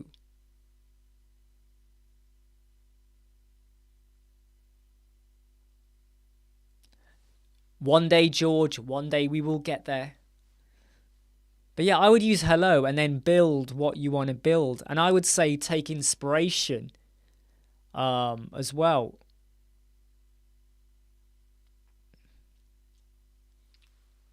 Okay, I'll tell you what, I'm probably going to say goodbye to everyone now. I'm going to shoot off early. I'm going to shoot off early. Just gives me a chance to stretch. I mean, other than going to the fridge to get stuff, I haven't really moved much, and right now I've only burned 102 calories.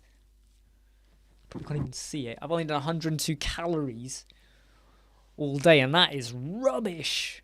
Okay, all right, take care everyone. I will catch you all soon. As always, it's been fun, and I hope we've all learned together, and hopefully I'll see you tomorrow, unless I'm doing something, but we'll see. You take care. Bye.